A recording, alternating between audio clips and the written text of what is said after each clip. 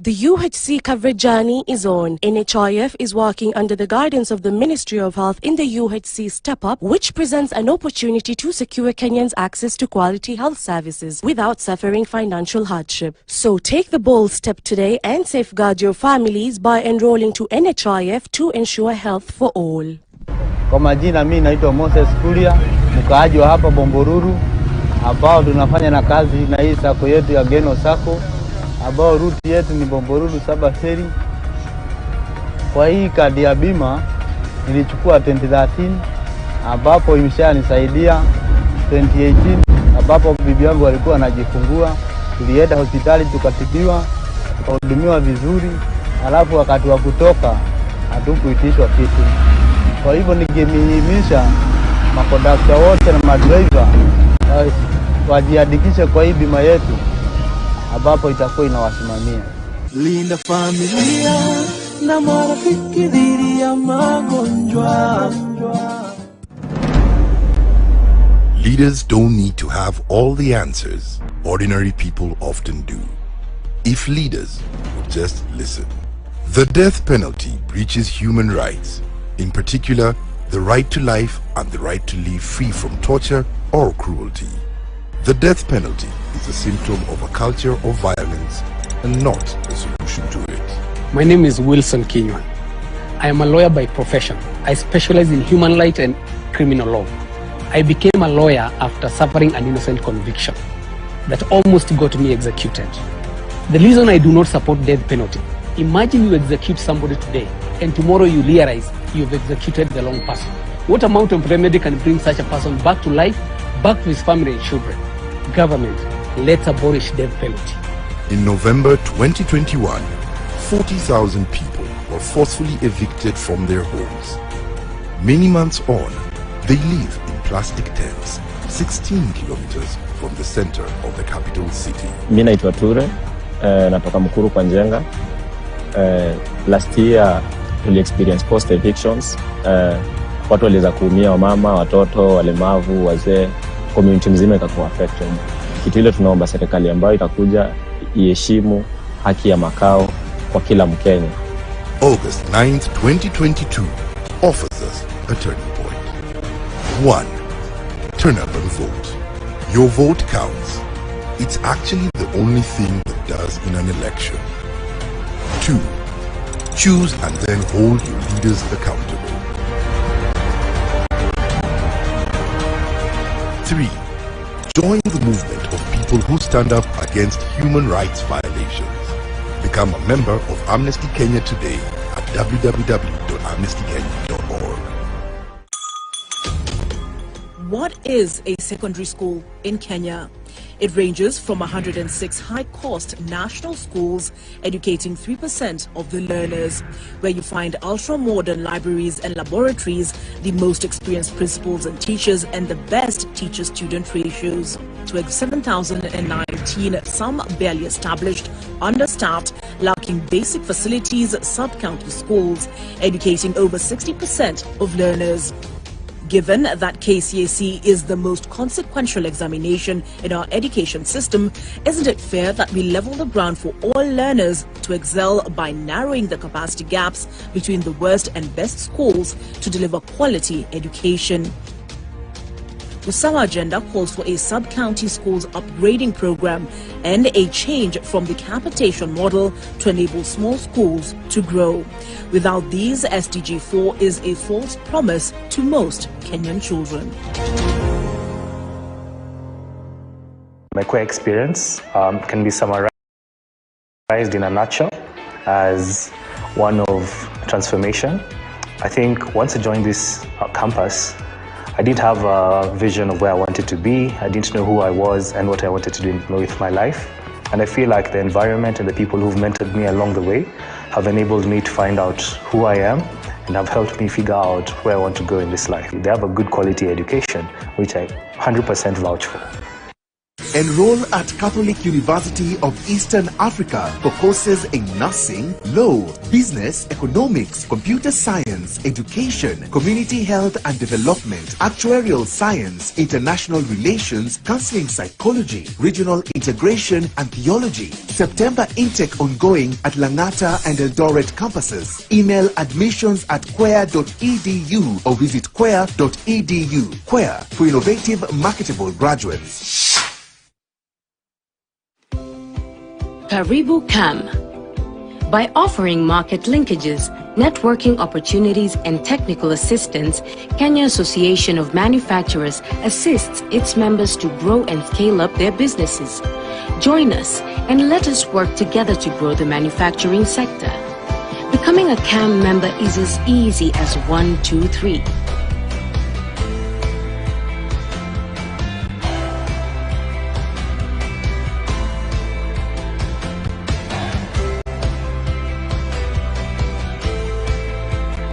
Kenya Association of Manufacturers, driving global competitiveness. Check it. Let's talk about banking. Or let's talk about dreams and goals. Your dreams, your goals. If you're like Louise, you value doing biz with ease. Or maybe you're like Dan.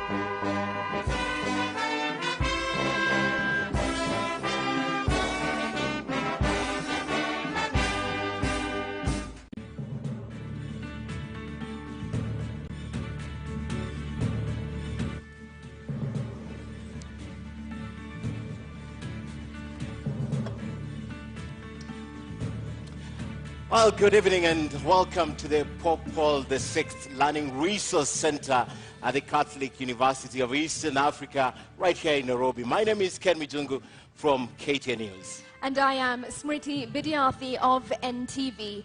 Welcome to the first of 2 presidential debates between the 4 presidential candidates cleared to run for president in the forthcoming election.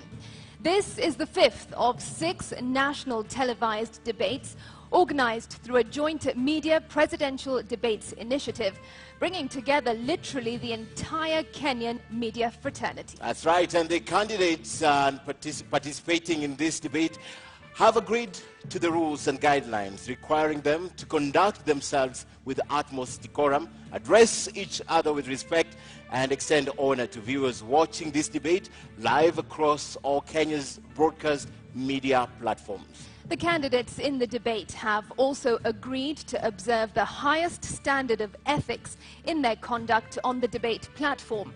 The candidates are not permitted to carry or refer to their mobile phones or to wear any listening devices, including earphones. A medically recommended hearing aid is exempted from this rule, but luckily we have confirmed that none of the candidates is on a hearing aid. And once again, ethics and guidelines also remind the candidates that they shall not carry to the debate platform any written material, whether books or journals, manifestos or articles, including even handwritten notes. Now, each candidate will have 2 minutes to make an opening statement, 2 minutes to answer a question, and 60 seconds for a rebuttal. The topics have carefully been selected after a thorough assessment of the state of our nation and the sentiments of the regular Kenyan voters in various parts of the country. And in line with the debate rules and best practices, now the questions we shall be asking tonight have not been shared with any of the campaign teams. Neither were they discussed or even formulated in conjunction with anyone. Now the questions are entirely our very own. An invited audience seated right here in the auditorium has also agreed to the debate rules. They have been fully briefed that cheers, jeers, or any other form of noise is not permitted during the debate.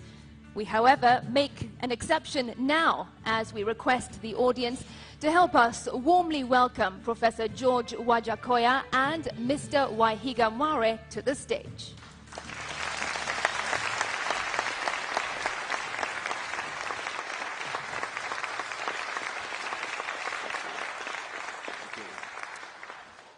Thank you so much, and from the outset, we'd like to state that Professor George Wajakoya was in the vicinity of the debate auditorium, and he could also be around, but he has elected not to participate in this debate tonight. But the show must go on.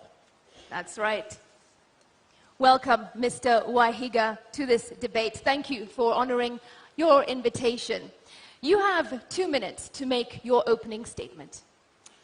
Thank you for this invite. Nice meeting you, Simriti. Thank you, Ken. My name is David Maura Waihiga. I am a father, I'm a husband, I'm a lawyer by profession, I'm an ordained minister of the gospel. I'm the party leader of Agano Party, and as it's obvious now, I'm one of the four persons who are running for presidency this year. Let me start by recognizing all of you who are present here, Wanjiku and every Kenyan who is listening. Let me also pass greetings of peace to my running mate, to my competitor who is not here, and to the others. I would also like to take the earliest opportunity to pass my condolences to the people who are involved in the Nithi Bridge accident. We have lost a lot of Kenyans as I stand here to talk about the future. But let me end with the few seconds remaining, and because I'm alone, I hope I will be extended a few seconds, to say that I am here as an anti-corruption crusader. I am here as a friend of the people of Kenya and the people of the universe. I am here as a person, a man of peace. We are at a very defining moment in Kenya. For me, the elections of 9th August are very defining. 59 years after independence, we still have to discuss, we still have to find out what we need to do with this nation going into the future. Because the question begs answers. Why is it that 59 years after independence, Kenyans cannot afford not even a single meal per day? Why is it that 59 years after independence, we have such high cost of living than we have had before? Why is it that 59 years after independence, we have such high level of unemployment? And why, 59 years after independence, are we so indebted than we've never done before? And yet, those we were born together with, those we obtained independence with us, a number of them, and many of them have gone on ahead. And right now, they are first worlds, they are even competing with greater nations. Mr. Waihiga, thank you. Your 2 minutes was up, and we did accord you a few more seconds since you are alone. Why, Mr. Waihiga, does a man of the cloth, a man of God, want to get deeper into politics here in Kenya and be the president of this nation? You know, leadership is part of what, if I go spiritual, God created. And in my faith, the Christian faith, we say, I'm a lawyer by profession and a senior lawyer, senior counsel by virtue of years, with that 9 years to my belt. Not only that, like I have said, I am a person who has lived and watched in this nation, read the history of this nation, read the histories of other nations, and I am here because also the Constitution allows me, I fit the bill to come and run for presidency. But I come again as a new person in this area. This is my second stab at the president, but I have not been there before. But I'm here because I believe the elections of 9th August require a new person, a new bloom, a clean person. We need to change if this nation will go forward. That's why I come in as a man of cloth as well. Mr. Wahiga, the reasons you give tonight, basically every Kenyan would give them. What is unique in your proposition? Why should that be my position? I am tired, like Kenyans are. I am disappointed by the leadership we've had so far. I am also one of those Kenyans who've sat back and watched at the leadership that again wants to come back. A lot of us out there and Kenyans are saying, why do we have to recycle them? I'll tell you what leadership is all about. And because I'm a man of the cloth as well, and the cloth reflects who I am. I'm a little disappointed, and doubly disappointed that my competitor couldn't come in. If he would have come in, he would have come in a durag, because that represents who he is. This represents my inner me. But leadership, if you have occasion to look, and we read books here, the scripture, the man, one of the people I follow much, is one who was known as King David. And it says, when he was the president, the prime minister of the nation of Israel, it's written of him that he shepherded that nation according to integrity of heart and skillfulness of his hands. Leadership is about taking care, providing, making a way. And that's why, as a man of cloth, as a lawyer, and for the first time we have a lawyer as a presidential candidate, it is so defining that a person like me, because if a man of cloth would follow the ways of the scripture and the ways of our constitution, if he would follow the ways that are right and accepted international standards, he would not steal from his people, we would not have the level of scandals we've had in this nation, which I'll talk in a moment. We will not have our development funds, perfect funds stashed abroad. And this is why we are here. Poor 59 years. Yeah. But nations that we got independence with, and I can just mention two, Singapore, South Korea, smaller nations than ourselves, nations with people who are equally gifted like Kenyans are gifted. We are nowhere near catching up with them.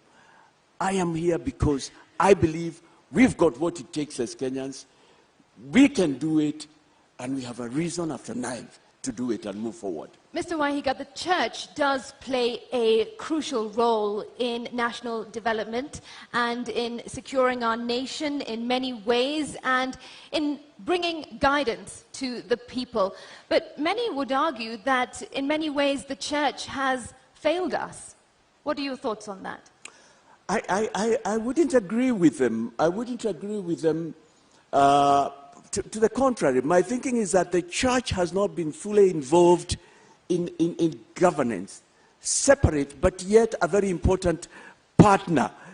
Talking about the liberations we've had in this nation, from 1963, the fight for independence, talking about the first liberation, the second, the Constitution review, the church was very key.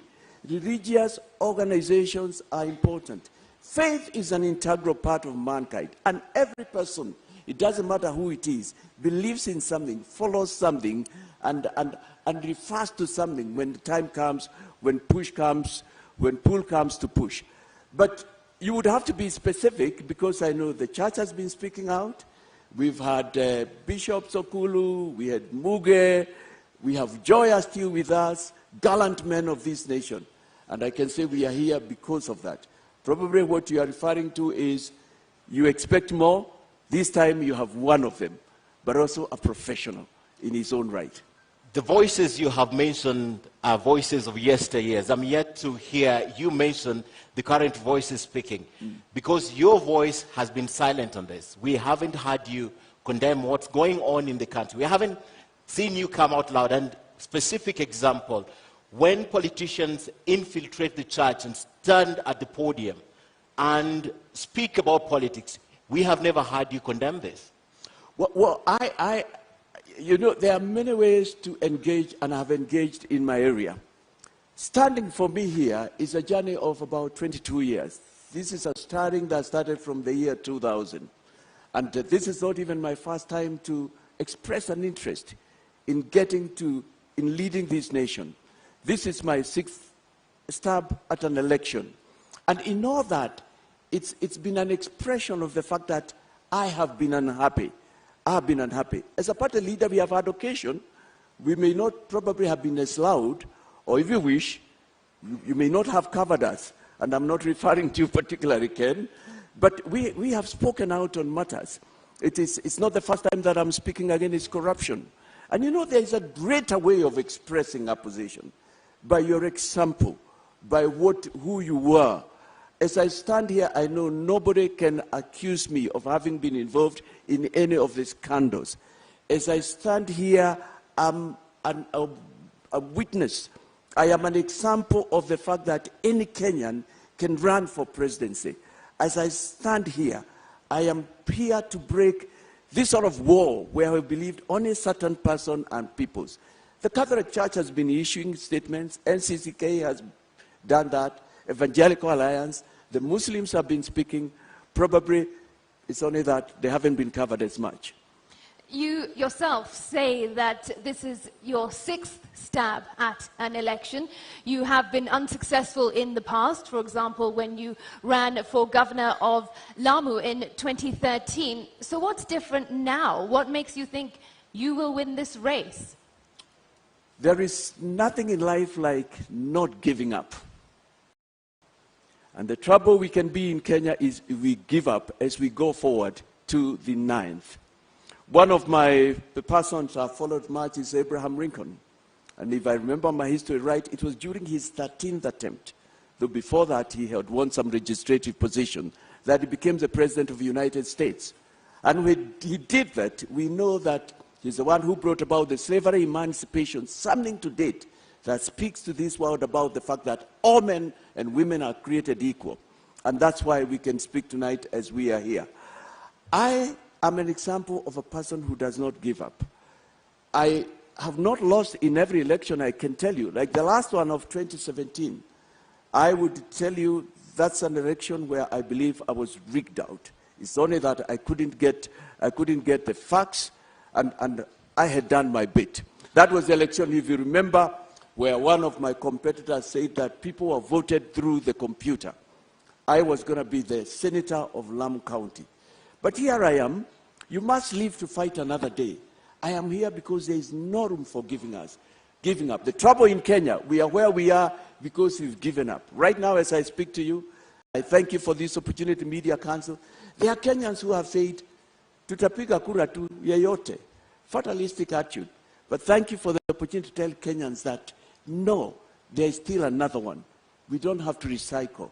There's change this time. Maybe because you've not gotten the opportunity, that's why you can stand tall and say you have not been involved in any corruption, perhaps if you had an opportunity. But away from that, as an advocate, would you advocate for the division, complete division between the state and religion? First, on your first question, it's not that I have not had an opportunity, I have not been appointed at the top. No, I have had occasions where I have led, but also in my private life. You see, it fights from the lowest unit as a lawyer. I can stand here and say, I have not been accused. I have not stolen clients' money. It's not just here. I've had positions of responsibility. I've sat on the Council of the Law Society. I've sat in several corporate and non-government and religious boards. But so it's a lifestyle. It's a lifestyle that I'm in. But coming to your question, would I advocate? I think it's important that state and region be separated. And by that, I think we need to define what that means. Because basically, it's saying that It's that every person in a state should be allowed to exercise their faith without the government imposing on them who it is, what faith they should, state and religion comes from. But also, religious organizations, better ways of living, morals, they bring governments to book. They call out when things are not going right. I do not know of any religion that condones corruption, stealing from the poor, taking money from the sick, you know.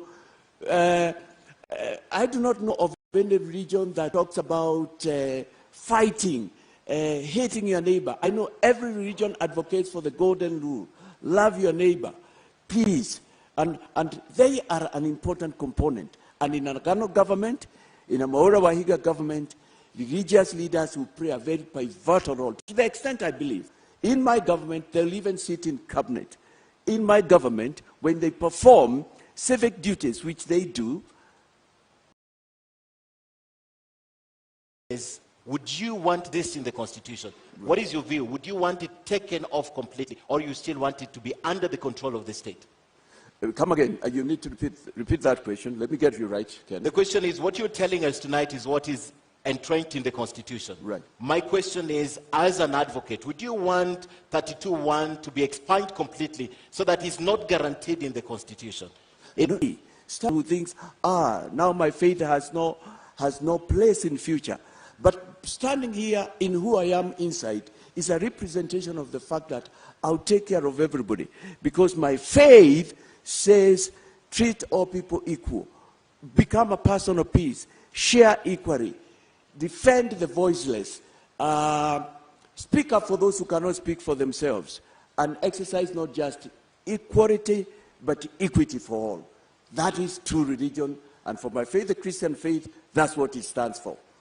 Mr. Wahiga, more often than not, we see on television the church being... What is your view on this? How are you going to ensure that stops? It's not all churches that do that. First of all, a number of churches have different requirements and order of how they do things. And some of them permit, some do not. It's also important to recognize that in our society and many societies, church is a place where people meet, is a place that brings people together. I think what's important is to define what can be said within a church context building, a church building context, because the church is a place of worship. And it should not be a place where people should come and attack others, hurl abuses at others. No, that's not true religion. It's not a place where people should come and speak ill of another tribe. It's not a place even where people should come in and condone the sort of things that have made our nation be what it is those many years that I've mentioned. So I would say I don't see a problem either way. The only way, it should be tempered. It should be able to pass the same message for which a church sanctuary or any other faith exists. But you haven't quite answered the question. What is it that you will do to ensure that those tempers are brought down and dirty politics are not played in church? I think speaking from here, I would only urge fellow spiritual leaders and religious leaders to, right now we are calling for peace, and I've been calling for that in my campaign. I've been speaking out and reminding Kenyans that we have a life after 9th. We have a nation. Our nation is not completely down and under. There is hope for this nation. And I'll just urge them, as the CEO of this nation, I don't think I can order them, nor can I register it as to how they should conduct themselves. But I know our religious leaders of all faiths, and even church leaders who I'm closer to, they know what they should do, and they are listening to us. They are listening to us. We'll now move to the topic of leadership and integrity. Apart from the professional, your record in the professional service, that's the Law Society of Kenya, and what you have done to the community, you don't have an apparent record of public service. What do you bring to the table to Kenyans, to table and tell them, because of this and that, I stand here tall and I can ask you to give me your vote? Public service, I don't have a record. I think what you're saying is that I've not been elected or appointed into a position. yes, there can only probably be one appointment into any given position. I have indicated the number of years that I've been in the legal profession. That's a position of responsibility. I have been involved, I have led a party for the last 16 years. That is a story of success in Kenya. A story of success, a party that has fielded people, a party that has stood up for what it was registered and formed for. Not only that, I have led, as far as I can remember, high school, I was in leadership positions. I have sat in both corporate and other boards where I have given leadership decisions. In all my life, I've found myself being moved to leadership positions, except the one that I'm looking for. But you know what? There is always a time for one to start. There is always an Obama moment and a Mandela moment for a person. I believe this for me is an Obama, is a Mandela, not just for me, but for Kenyans. But if you allow me to turn out your question, Ken, yes. I am not sure I would have wanted to have some experience that I see with some of the leadership that will stand here or has stood here. I wouldn't want that experience. What experience are we talking about of? Running our country down, scandals, corruption, you know, named in every other scandal, and yet they want to be a president. They have named in everything that has brought our nation to its knees, which it is now. If it's not them, it's their relatives, it's people close to them. For me, that is not experience. If that's part of the experience you probably are referring to, I feel I'm so grateful tonight that I'm not part of it. But I can assure you, if I had gotten in that position, I would have been the same person that you're looking at tonight. Apart from telling Kenyans what you bring to the table, being tried and tested, Mr. Wahiga, is a very big issue in this country. I want you to look at your opponents who are not there tonight and tell Kenyans why you, why not Kenya Kwanza, why not Azimio, and why not Roots in terms of integrity. Kenyans, as I said at the beginning, we are at a defining moment. The elections of 9th August are pretty defining for the reasons I said before. High cost of living that we have never had before, high cost of food prices, such high unemployment as we've never had before, such high debt, foreign debt, not to mention the internal debt that we have. A lot of insecurity because we still have peoples in Kenya fighting each other. We have had cases of insecurity. And I'm saying we are all here because the leadership we have had before have abdicated their role as leaders to lead, to shepherd, to take care of, to become good stewards, to steward our wealth and take it where it should be to the development of this nation. I am saying I'm different from them. I've not been part of them. I'm not involved. I'm not part of that.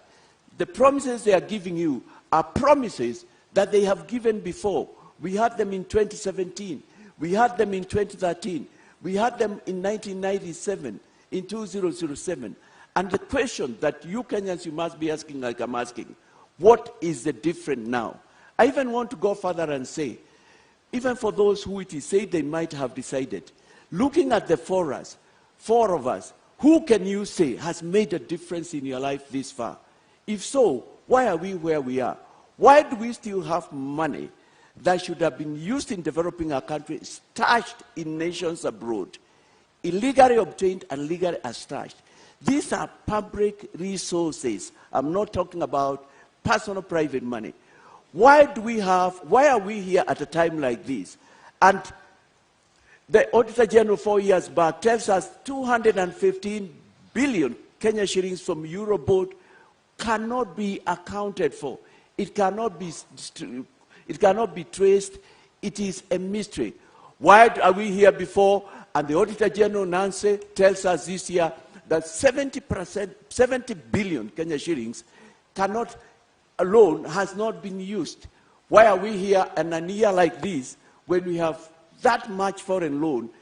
The Auditor General tells us about 540 billion Kenya shillings is in an accounted expenditure, and yet this was a government that was supposed to change things. We had hope, but it didn't turn so. I believe the only thing that will move us forward is complete change from the top to the bottom.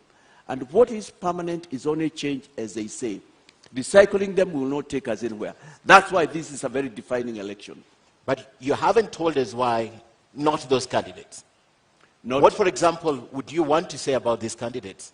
Well, come again. What would you want to say about these candidates, the other candidates who you're running against for president? Yes, thank you. Thank you for that question. I would like to say they have been there before. One of them has been a deputy president and is still a deputy president of this republic. He is in government.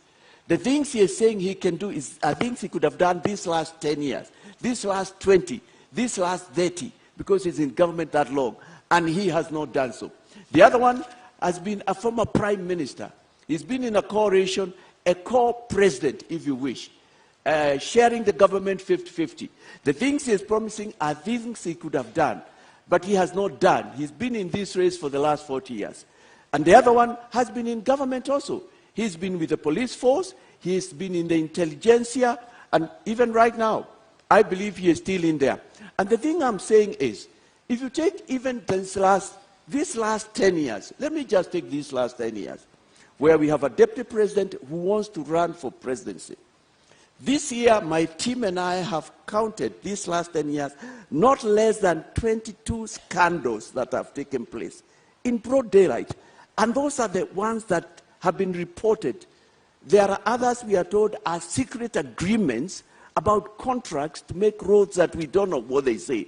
If you go to the former coalition government, where we had one of my competitors has been a co-president, a prime minister. We have counted about 12 scandals, and they have been there. They were even there in the Moi regime. And the final one, you've worked in government, you've traveled across the world, you must know something about our funds which are stashed abroad there. You are in the intelligentsia, you have served, you never retire from that. They don't fit the bill. They are not helping Kenyans. Okay. They are not taking what the issues are. All right, let's turn to our next topic for discussion tonight, and that is the state of the economy. Now, you are on record, Mr. Waihiga, saying that within the first 100 days of assuming office, you will bring down the cost of living for Kenyans. How exactly do you intend to do that, and by how much? You know, this is a serious matter, and I have not just said. In Kenya, we're facing problems at two levels. There's what you refer to Simiriti. There's what I consider as a short term, and there is a long term. Up until we called for the reduction, for the reintroduction of the foods, of the Unga subsidy, Unga was retailing going on to about 250. It was after we had announced in our manifesto that we would bring that. Thankfully, it's been brought down. But that's not all. And I'm glad that we are leading and others are following. We still know that the price of cooking oil is very high. I think now it's about 400. Bread has not come down, retailing 90, 100. Fuel is still at high prices. And those are immediate things. We don't need to wait to restructure our loan, or we don't want to wait, because those are some of the solutions I have had, to plant a kind of plant, probably, and wait for it to be harvested. We don't have to wait, because Kenyans are hungry. They need immediate results. And what I have done, and you'll find that in my manifesto, we sat down with my team of experts and thought, what is the immediate? And our proposals have come in threesome. There was Unga, which has been done. Thank you very much. We thank His Excellency, the President. But in the same measure, we say also other things could have come down. But we have said we shall introduce subsidies into other food products. That's number one. Number two, we have also said that we are going to reduce pay by 50% so that Kenyans can have money they can take home with. And that is something that will benefit about 16, 17 million Kenya shillings. If you are earning about 25,000, you'll be able to take an extra 1,000. If you are earning about 35, 40, that's another 4,000. We have also come and said to spur growth, throw some money into the economy. We shall waive away tax penalties that are accrued after the day we are sworn. All right, and you know, we are looking for ways to put some money in the pocket of Kenyans, something to spur, something to enable them put food on the table. Because as a country, I'm talking to you while we are broke. We are broke as a country. The most we can do is continue borrowing. I'm looking for solutions from within. All right, what can we do now? And you have said that you would reduce pay by 50%, but pay accounts for 25% of Kenya's tax revenue. How then would you meet revenue targets? You know, that is not, it's not a problem. And I was going to say that's not the only problem there is in Kenya. If I take away 50%, the amount of pay we get is 460 billion. 460 billion. So 50% would be 230. When I take that money and I put into the pockets of working Kenyans, I tell you as I stand here, it will perform wonders. Kenyans are looking for any extra sharing that they can get. But how do I bridge that gap? We have tried to work around and see what can we do. And those are short-term measures because Kenyans have to survive. Otherwise, they will die, you know. We pay the taxes, the foreign loan we pay is at 1.3 billion. And we have sat down and said, if we can persuade our friends, and Kenya has many friends, I'm glad they are represented even here by the foreign embassies and diplomats who are here, and tell them, why don't you just accept a repayment of 1 trillion instead of 1.3? That will bring about 300 billion. We can bring back to bridge in the gap, and we are positive that it will be able to do that. But also the 260 billion, that we put into Kenyans' pockets. Kenyans are industrious. Kenyans have goodwill from within. Kenyans are hardworking. And this is a nation that can get money, has had money, and will get money under a new government. The 260 billion, we see it bringing returns because it will go in people starting small businesses. People will be able to start their kiosks or do something else or start what we call side hustles. What Kenyans need is just a little money and they can be able to move forward. The other thing we have thought about is spread the tax base. That's something we are looking into immediately now in office. But I need to talk to you about corruption and the money that's stashed abroad. We're coming to that. Yeah, we go to that. But before we talk about that, you're running for president, and you understand also as an advocate of the High Court, right, that for you to change some of these regulations, you will need Parliament. You give a time frame of about 100 days. Is it possible that you can get these legislations through Parliament in the period you're giving us? Or they're interim and just campaign rhetorics that you're using? To bring food subsidies to zero rate of foods and all that, I will not need Parliament. No, for example, changing the pay as you earn, cutting it by 50%. I'll let for that. I'll tell you what. Yes. The parliamentarians who are coming in, the MCAs, understand the problems I'm talking about. They too are tired. I see goodwill will come forth. I am talking about something that every Kenyan would want to see happen.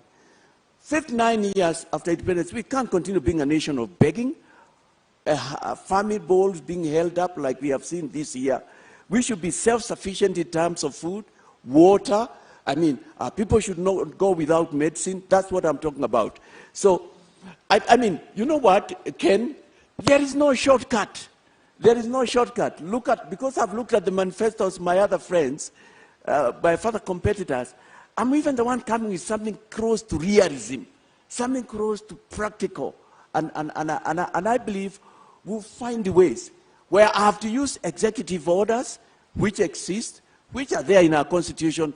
I will apply them. We are in an emergency. We are in a time of war. This time calls for leadership. In your view, what is the biggest challenge to our economy? Is it we don't manufacture enough, we don't trade enough, or is it regulations? It's neither of those. Those could be the others.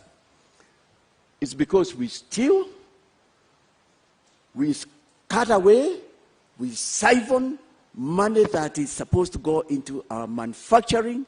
money that's supposed to go into our agriculture, that's what we have specialized in the last 10 years, money that is supposed to go into our skill building, money that is supposed to go into the health of our fellow Kenyans, and a healthy person is a productive person. That's what we do. This is a nation where Kenyans work hard, Kenyans labor, Kenyans have got quite a measure of work ethics, but they don't get reward for their labor. For instance, to date, we don't have explanations as what we did with the Euroboat loans. When you listen to me, and you listen to others who have spoken out there, they say even for the SGR, the amount we are repaying is not the money we use for that. I am here, and I am borne evidence by a former minister, and allow me to mention the Honorable Joseph Nyaga, God rest his soul in eternal peace. That was in 2020 when he said it's time for us to bring our money back to develop our country. He was an angry person. He had served in the government for about 40 years. He was tired. Our money that is supposed to develop this country, move us forward, is hanging out there in nations that are willing to bring it back if only there's goodwill from my end. I am bringing goodwill. I'm saying, Kenyans, we must change. Those brothers and sisters who went ahead of us did not have two brains, Ken. They did not two heads. They don't even have a landmass. They don't have what we have, but they are great brothers and sisters. We can do it. It's time now, Kenyans, to go to where we went wrong and find out why and do it clean, have a clean start. Two things. One, what you're saying has nothing to do with growing the economy. What you're saying is the generalities. What I want to know, the role of manufacturing in growing the economy, the role of trade, and the role of regulations. And while you answer that, perhaps tell us, how much money in your mind are you thinking can be brought back to the country? How much money is outside needs to be brought back to the country? Yes, I'll start with that and I'll come to what you're talking about, manufacturing, regulations and all that, because that's an important area. In the budget of 2017-2018, Henry Rotich, as he then was, the cabinet secretary, said to us that 14.6, which was rounded up to 15 trillion, was stashed abroad and needed to be brought back. To date, that money has never been brought back. We've never had a report. Later, in the year 2020, the late Honorable Joseph Nyaga called again, and his was a cry, please, let's bring our money back. We develop this country. If that was about 15 trillion, and since then 5 years have gone by, we use 2 billion per day. That's about 730 billion. Give it 1 trillion round up. That's about another 5 billion. 5 billion. When in my consideration, we have not less than 20 trillion outside the country that can be brought back. And if it is brought back, this country will be turned upside down and turned into a country that we can't tell that it is the same country. On that and point, that's just one area. On that point, Mr. Wahiga, during the deputy presidential debate, your deputy presidential running mate, Ruth, said that you have already written to the United Nations and 15 other countries to start getting this money back into Kenya, and the hope is that if you assume office, the money will be back in Kenya. Have you had any response from these countries? No, I have not heard, and I appreciate that we are in the period of elections, but I'm glad to know that things we've done, for us our 100 days already started, if you wish, by that effort, and also calling for the Unga Subs Day, which was effected.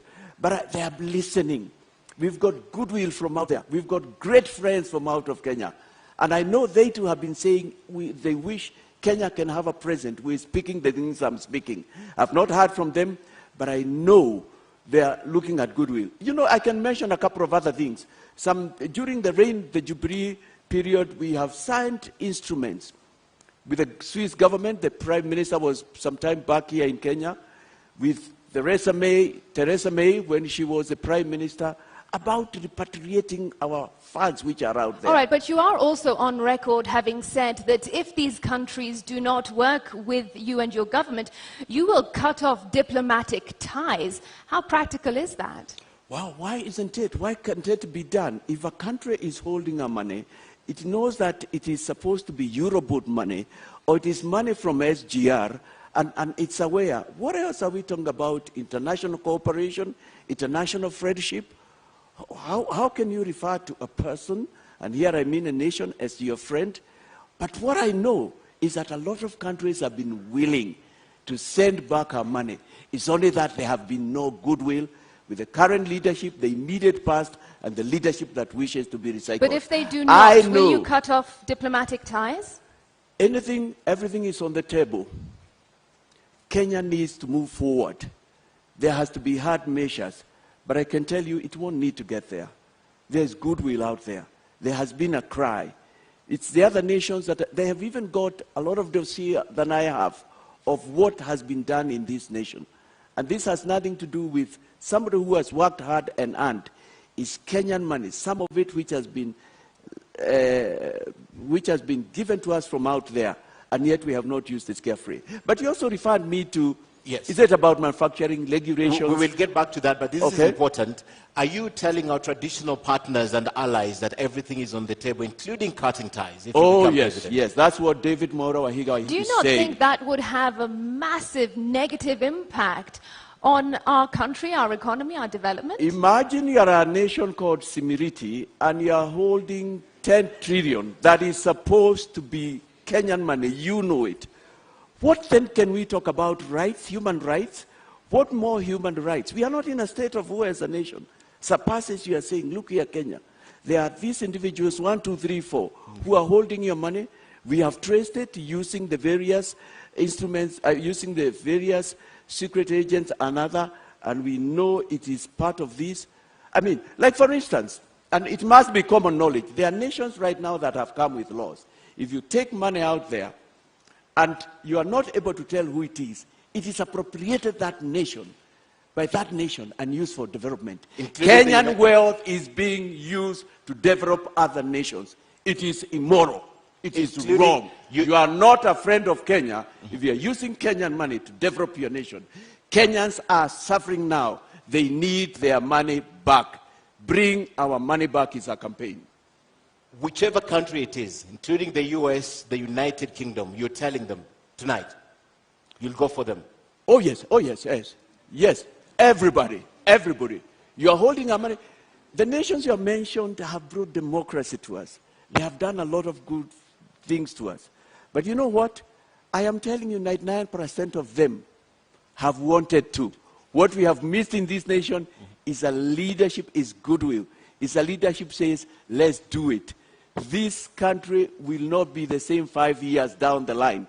This nation will be a nation where you will want to invest in. This nation has that potential. It's our time.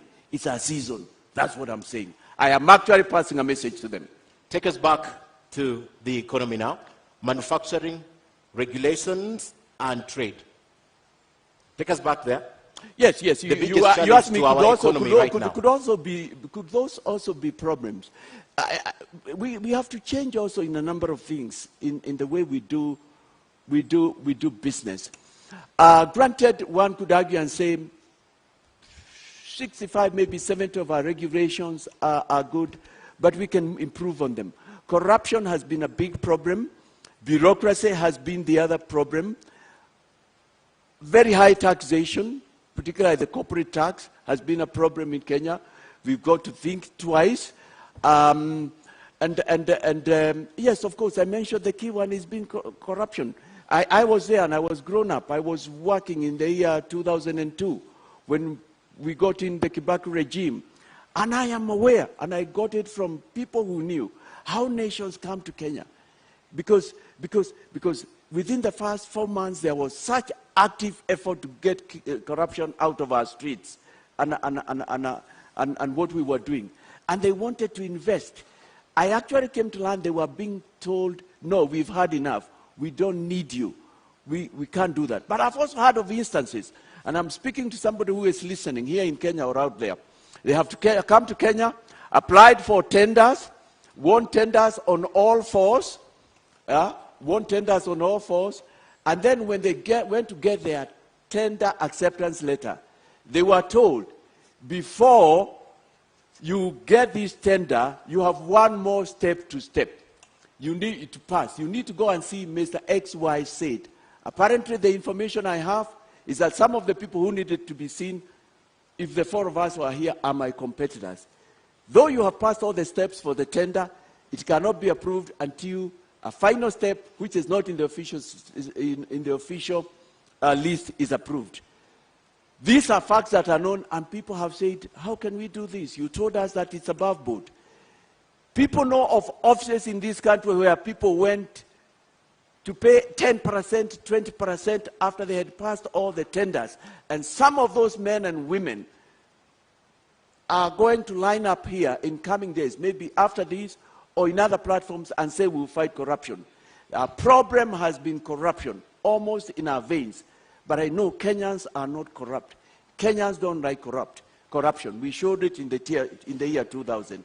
So we need to improve on that. We have had problems with power, infrastructure, both energy and infrastructure on the ground. Those are the issues that we need to discuss and we need to look into. We have had Kenyans who've gone out there or gained a lot of knowledge. They have wanted to come to Kenya and they have wanted to set up industries, manufacturing entities, to get things going. But bureaucracy, corruption, red tape has been our undoing. Is this the reason why you are advocating for making public all the contracts, starting with SGR, the expressway, the Lamu port, Naivasha dry port, Kisumu port? Is this the reason, part of the reason why? Part of the reason, but the other reason, Ken, is that there's no way we can fight future corruption unless we do with the current and the past. We must have a discussion amongst Kenyans. And I know what you are referring to. You are referring to the fact that we have said we'll also establish a Truth and Recovery Commission. We must have a conversation and ask, why have we been this corrupt? Why have we allowed this much corruption? It's got to start there. For South Africa, it had to start there. Truth. The Truth Commission that was set up, it was a starting point and it was key. We must discuss and talk about that. But that's not all that we'll be doing in that. Actually, that will be part of it. We must still ask how much money went into the SGR. We need to know how much, who are the KEMSA billionaires, and why have their names not been read out, and the money that they took away brought back into the country. This, the Honorable Deputy President of this Republic knows who they are. This, the former Prime Minister knows what they are. This, Professor Wajakoya knows who they are, being a person in the intelligentsia. And yet, they are not ready or willing to tell it. How can they fight corruption? How can they lead? How can you also lead when you are not ready to come on a podium like this and tell Kenyans what you want to do for them? As we end the topic on economy, you mentioned earlier 15 trillion shillings that is stashed outside. You mentioned earlier 15 trillion shillings that is stashed outside. Yes. However, this could be the whole amount of money from Kenya that is outside, because the Brookings Institution says that about $12.5 billion. That's the only money that perhaps is illicit trade or illicit flow from Kenya to the other countries that is stashed outside. Why would you be going for even the investments that have been made by Kenyans outside and not specifically this illicit financial money that has been flowing to other countries? Why would you go for everything? No, we go for everything, Ken. For me, that was read by the Minister of the 14.6, 15 trillion. It was the Minister for Finance. It was the Treasury Cabinet Secretary who said that. He had the facts, he had the intelligence, he must have spoken with State House and they knew about it. His pitch, some executive summary had been sent round, so it was known. He had contacted foreign governments and known there is probably as much as that. So I find no reason why. I've seen other records that talk about 6 trillion, but we've never had evidence that has been brought back. But let's even come back to Kenya. You and I have not even discussed the 2 billion the 2 billion, which adds to 730 billion per year. I'll round it up to call it 1 trillion. That's what we lose per year.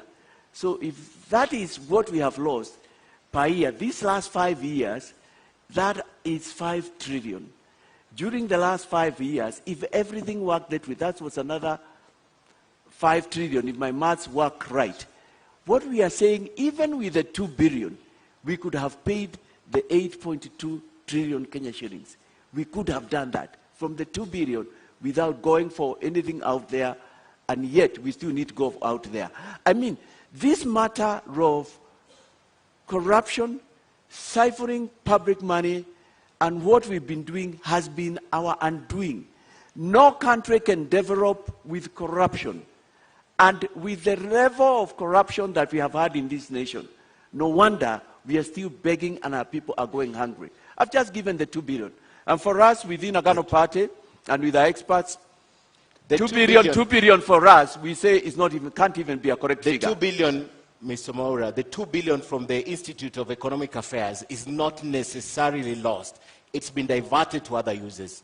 So if education was allocated 600 billion, perhaps they took a portion of it to another use, not necessarily lost. So when you do that sum totality, could you just be misleading us? Because this money was allocated to something and probably just diverted to another use and not the intended purpose. That's why we lack classrooms, for example. Ken, the president of our nation, did not lie. He said 2 billion is lost.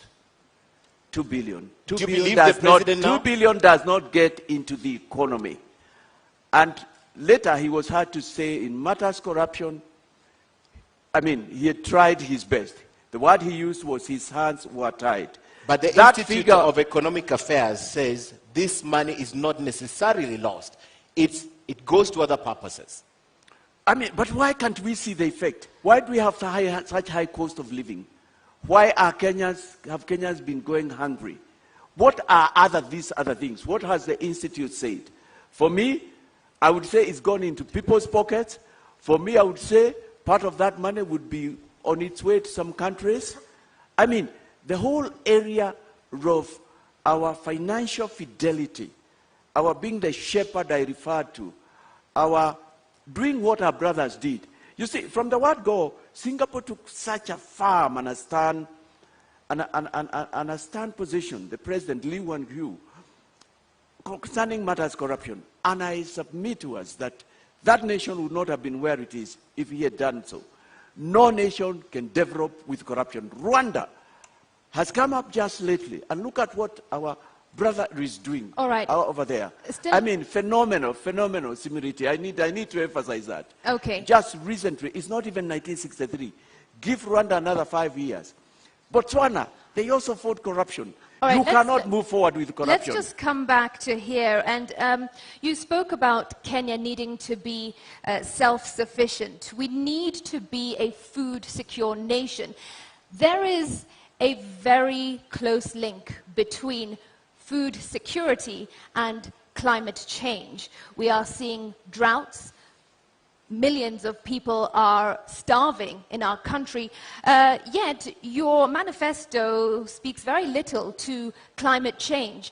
What mitigation and adaptation measures is your government going to put in place to cushion Kenyans against climate shocks?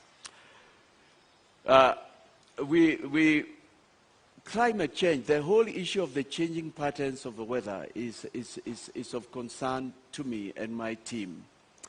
Right now, we are experiencing weather we have not had before. We have stopped talking of today was very hot or today was very cold, the way we defined it. We are now even going into what were the centigrades per day.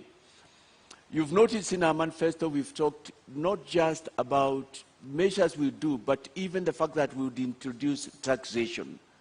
We've noticed that. The first one is a poll tax for people who interfere with things that go into ensuring that we are not influencing the climatic changes that we are seeing, we have in Kenya, we are seeing in other nations. But it is very important in Kenya we have a discussion round about this matter before we become industrialized, because we are going to be industrialized. we have seen what the gases from the industries have done to other nations.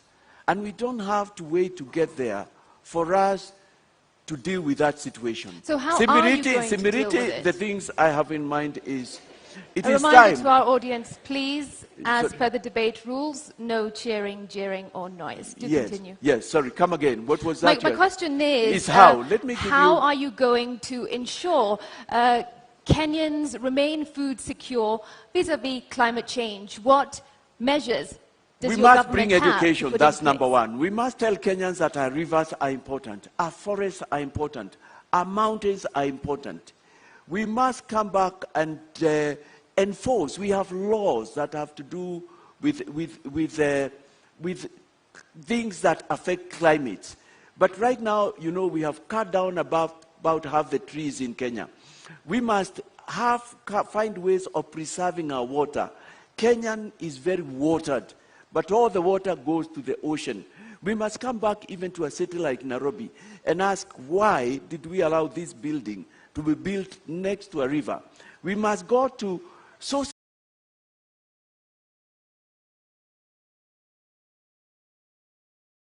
Mr. Wahiga, does the Agano Party have a plan to make Kenyans more resilient in the wake of climate change and ensuring food security and therefore bringing down the cost of living? Do you have a plan? We do have a plan. What is that plan? Because agriculture is very important to us. And if you'd have noticed, we've said that the office of the president will keep a very close eye to agriculture.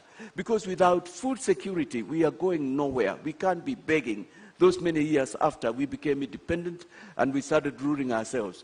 We have talked about the preservation of our rivers. We've talked about injecting money. We've talked about bringing subsidies that enable farmers to produce fertilizer. We've talked about that.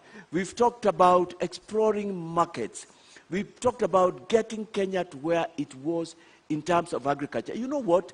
We are not short of studies. We are not short of, as a nation, of projects that have come into being. Galara would have been, it's a case study. It's a case study. The nation of Israel, and I can't purport to be their spokesperson, were disappointed, and very many nations have been disappointed. That was something, but look at what we did with it. It's amongst the scandals that we have in the Jubilee government. This is what I'm saying, we are not going to allow anymore.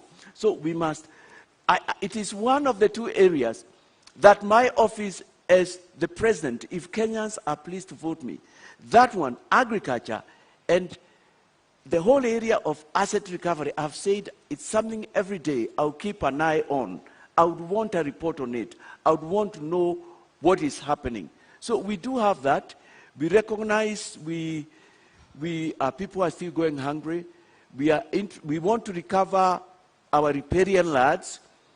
We want to bring education from the lowest grade on all these matters. We want to bring sensitization. And Kenyans are all very open-minded. They are tired. They want a change. They want to move forward. Okay, and just before we move on to the next topic, let me just circle back to my first question under this topic of the economy. I asked how you intend to bring down the cost of living within the first 100 days, but I also asked by how much? What can Kenyans expect from you? How much do you intend to bring down the cost of living? I think that the most I can talk of is by what I will do. It's by what I will do. So you don't have an answer to that? It's what I will do. I believe as a nation now that even our annual budget should not be 3 trillion. If we did things right, if we preserved our public funds, if we put them to the use they should, our annual budget should be going up to 10, 20 trillions instead of 3 trillion. If we had done things right, we should not be, and we are not unthankful, we are thankful, just rejoicing that we have got 22 kilometers expressway. This nation will be full of expressway, hundreds of miles. So I am really talking of, if I can give an estimate from here, I can't remember what we have said, bringing the cost of living. I tell you what, Even if out of my 20, 30 trillion Kenya shillings, which I believe is both out there and wasted, we got 10 trillion. This nation will be flipped upside down. I read something this week in one of the dailies. It was in the Nation newspaper. Let me give credit to an our report. And they say that the current road network, which we understand infrastructure 11,000 kilometers, that's what we built. We built it with 1.5 trillion. Look at what 1.5 trillion can do. What if you have 10? What if you have 15? What if you have 20? Kenyans, I'm asking you to take a journey with me. Visualize, close your eye, and see a nation 59 years, what it should have been. The other nations we talk about, as I look at you, New York, London, Singapore would be looking up to Kenya. Okay. That's what I want to make Kenya to be. Okay, and we can't end this topic before we talk about employment. It's a huge issue in the country right now, and a number of Kenyans are not employed, particularly those leaving school who are looking for jobs, and even the adult population. Some of them even above 40 years are not employed. And he said statistics also show that about 63% of Kenyans tonight will go to bed without a meal on the table. What is your plan for this group of people if you are elected president to create employment to this country? We've had promises of 1 million jobs a year, 800,000 jobs. What is the Agano plan for this? Might I interject and ask also, how will you create more jobs in the formal sector? Yes. We have looked at that issue. It's close to our hearts. I feel you, I feel Kenyans, because things are bad out there. Things are real bad. We have said in our manifesto that we will endeavor to create employment at all levels. With the 2010 Constitution, we went devolvement. And one of the things we have said in our manifesto that when we bring our funds back, when we stop the siphoning, the 2 billion, when we arrest those people who have made it impossible for the government or the president to move forward, we will give from the national office 40% to the devolved units. And we have said out of that, that is far above even that's above the 35 that BBI was promising. That even beyond that, we want to ensure that 50 million at least goes to the lowest unit of development, which is the village council. And there are people who would say, how would that happen? And what benefit will it have? For us, we devolved money. Unfortunately, we also devolved corruption, but we never devolved decision making. We are interested, we want Kenyans to decide what they want to do from the lowest unit, the mtaa, the village, the nyumba kumi. And why is this important? Because some part of the job creation will come from there. It is there they will decide we need a road to this area, we need to make a cattle dip if there are areas without. Is there they will decide that we need to have this milk processing. And out there, there are so many youth. It is down at that level where they know their needs are. So that is one way that we'll be able to do that. Secondly, we will be injecting money. I think the picture I would like to bring out to all Kenyans and those listening is, I am not just proposing things we'll do, but I am saying in my government we will have money, and that the money is somewhere. If the money we are talking about comes, we have talked about how we should be able even to give to the youth, to give to the workers, not less than 500 billion Kenya shillings. Because assume that money comes back, or even half of it, or even a quarter of it. Look at the wonders it can do. We've also talked about skills as being important. People need skills. We've talked about giving money to young people so that they can do startups. We've talked about getting rid of certain taxations so that Kenyans can be able to move forward. So we've talked again at bringing back cottage industries, and there's a sense in which they are coming back.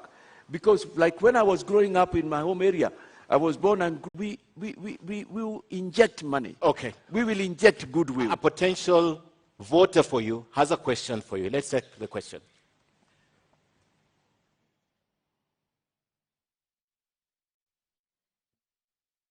My name is James Monia, working in Nairobi.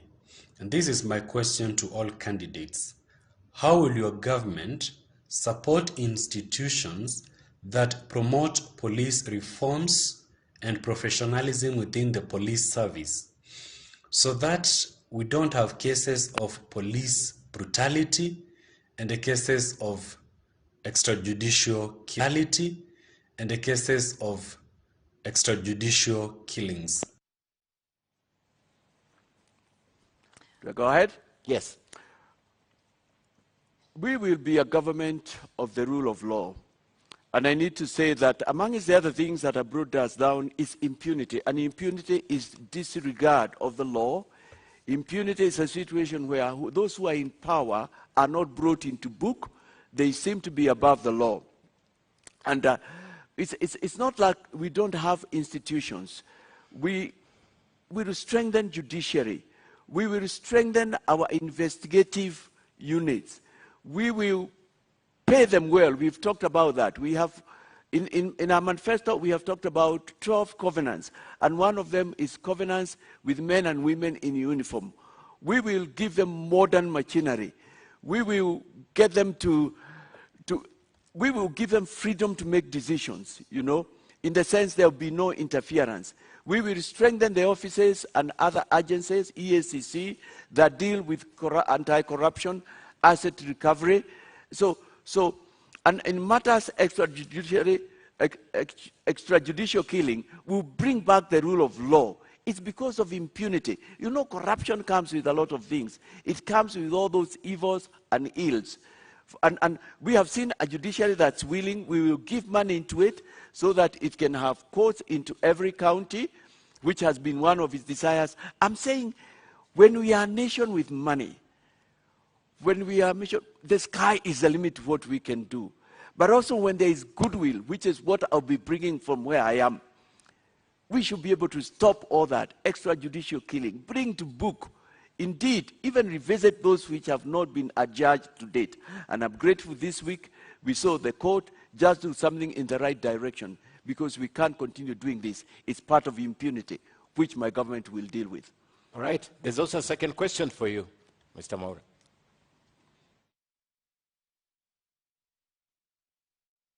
My name is Jacqueline Kagu. I'm a mental health advocate in Kenya.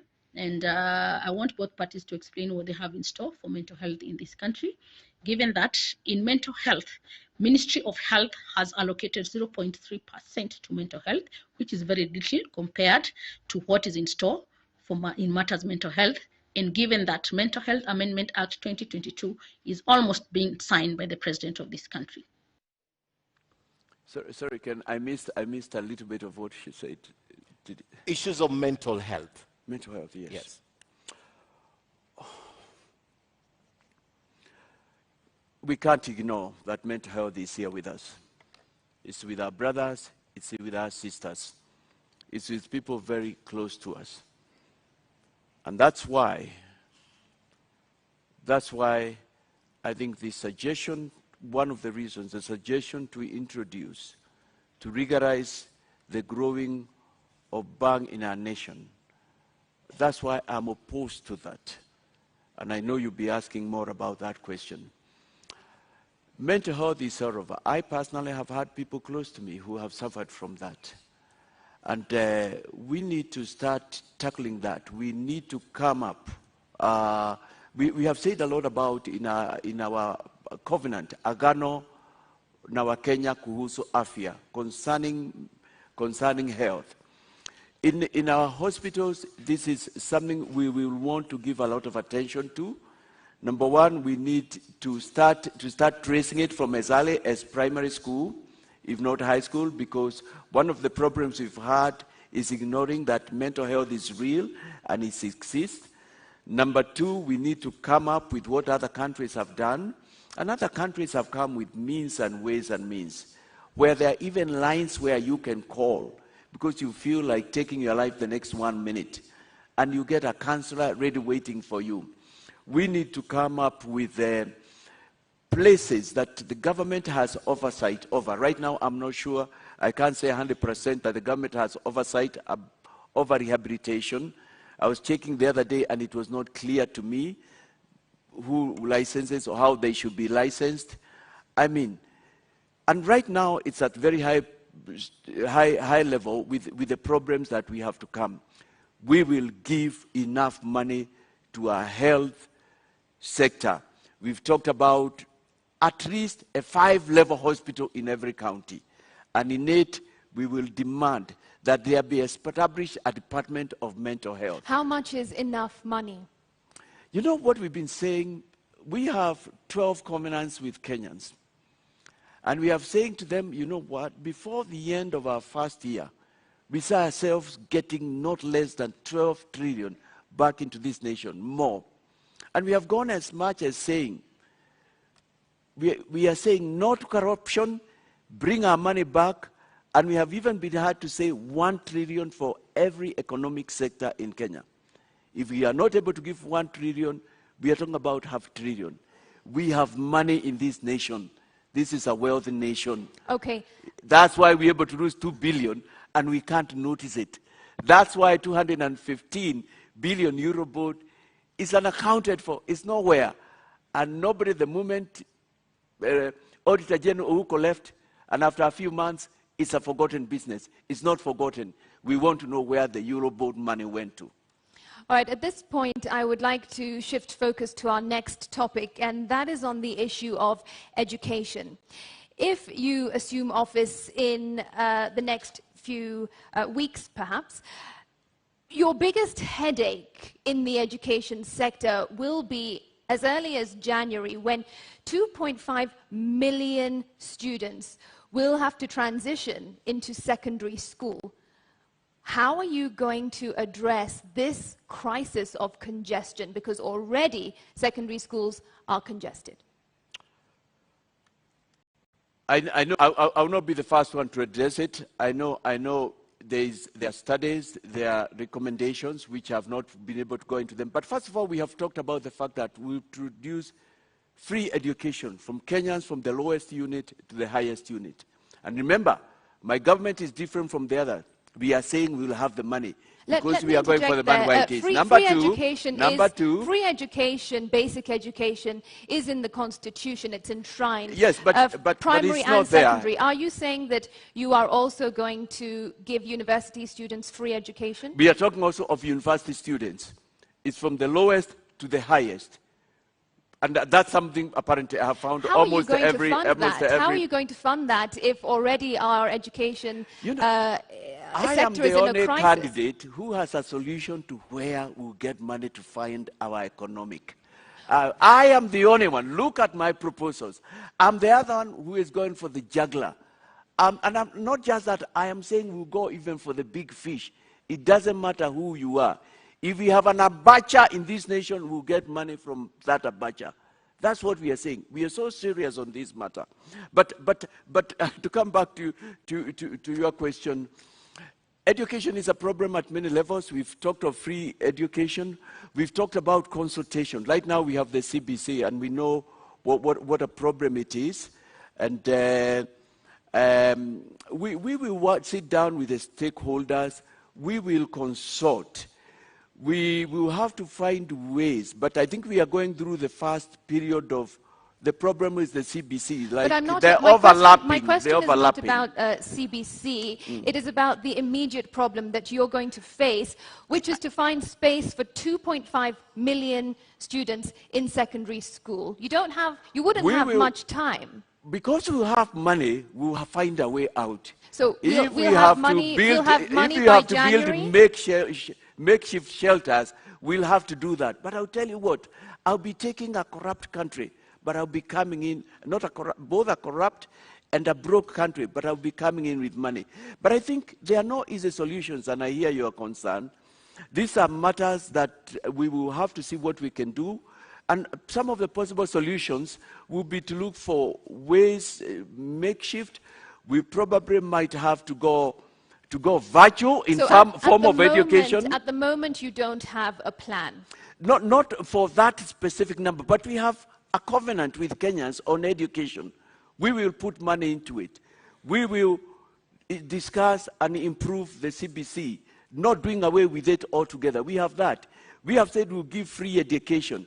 In terms of a specific like that, it may not, again, a manifesto can't contain everything, but we have to find ways. Everybody must go to school. If we have to do it virtually, we will have to go that way. If we have to turn some government offices, I don't know, I have not thought about it. Every Kenyan must go to school, must get a learning. It's a problem, I agree, but again, it's a problem we have inherited, and we have to find ways. As a president, I will not sit back. But with money, the sky will be the limit. You know what? Even classrooms, through fabricated materials, you can build a house, classrooms in a matter of weeks, if not days.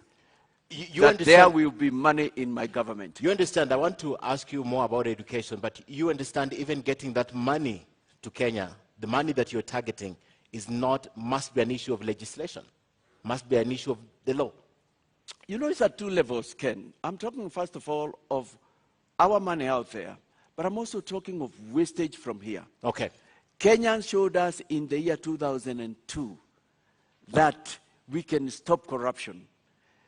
And there was goodwill. Unfortunately, we did not move on and build on that. And when we came back in the current government, we have even gone back to way before the coalition government.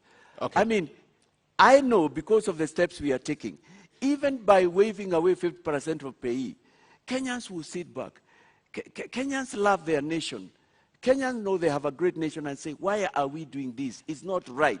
Okay, let me take you back. The Nagano government of Maura Wahiga is seeking to improve our lives. He wants to make us a first world. What we are doing is not right. And not only that, we will defend whistleblowers. Kenyans will talk. Kenyans will talk, come to the truth, and the Recovery Commission and tell what is happening. I'd like to take you back now to CBC because you mentioned it in your statement. Parents, most parents are crying out and saying it's not working, it's very expensive for them. Some teachers also, including the Teachers Union, NAT and Coupe, took a stand on CBC earlier on. The only institution that took charge is the government, the national government, through the Ministry of Education, and the president, the outgoing president, has mentioned this. From where you stand, my first question is, would you continue with CBC? Would you rethink CBC if you were elected president, and why? I would rethink CBC in the sense with a view to improving it. I have met parents as well, and I have family members who've got children who are in primary school.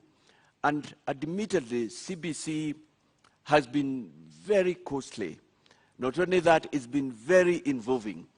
But I've met parents from across both ends of the coin, some who have said, there is something good. And I agree because I passed through a bit of CBC. I went to school when we had subjects known as hard work, technical subjects, subjects known as agriculture, where we carried the whole into school. And by the time I was grown up, there are things I could do for myself because I've been exposed to them. We will sit down with stakeholders and seek to improve it. It can be good for the future, but right now it's expensive, it's demanding. Kenyans don't have money. We can't continue like this. But again, we have said, this is one sector. Education is key. Kenya is where it is because Kenya values education. Kenyans are educated. We can't go back on this. Right now, we are into ICT, and we would make Kenya to be the country that's leading in those areas like other countries. Okay. So I have answered your question. We will think with a view to improving. One of the biggest voting bloc that perhaps you're looking at as a presidential candidate is the teachers of this country. And the teachers of this country have had a very bad run, according to them, with the government, the outgoing government. And they're wondering today, would you guarantee their interests if you were elected president? And would you put NAT back, for example, to where it was probably 10 years ago? Oh yeah. We have spoken about education. We've talked about increasing salaries to the men and women in uniform. We've talked about the welfare of the men and women in healthcare. I mean, part of the money that should have gone to meet the needs of these people, and they are very critical.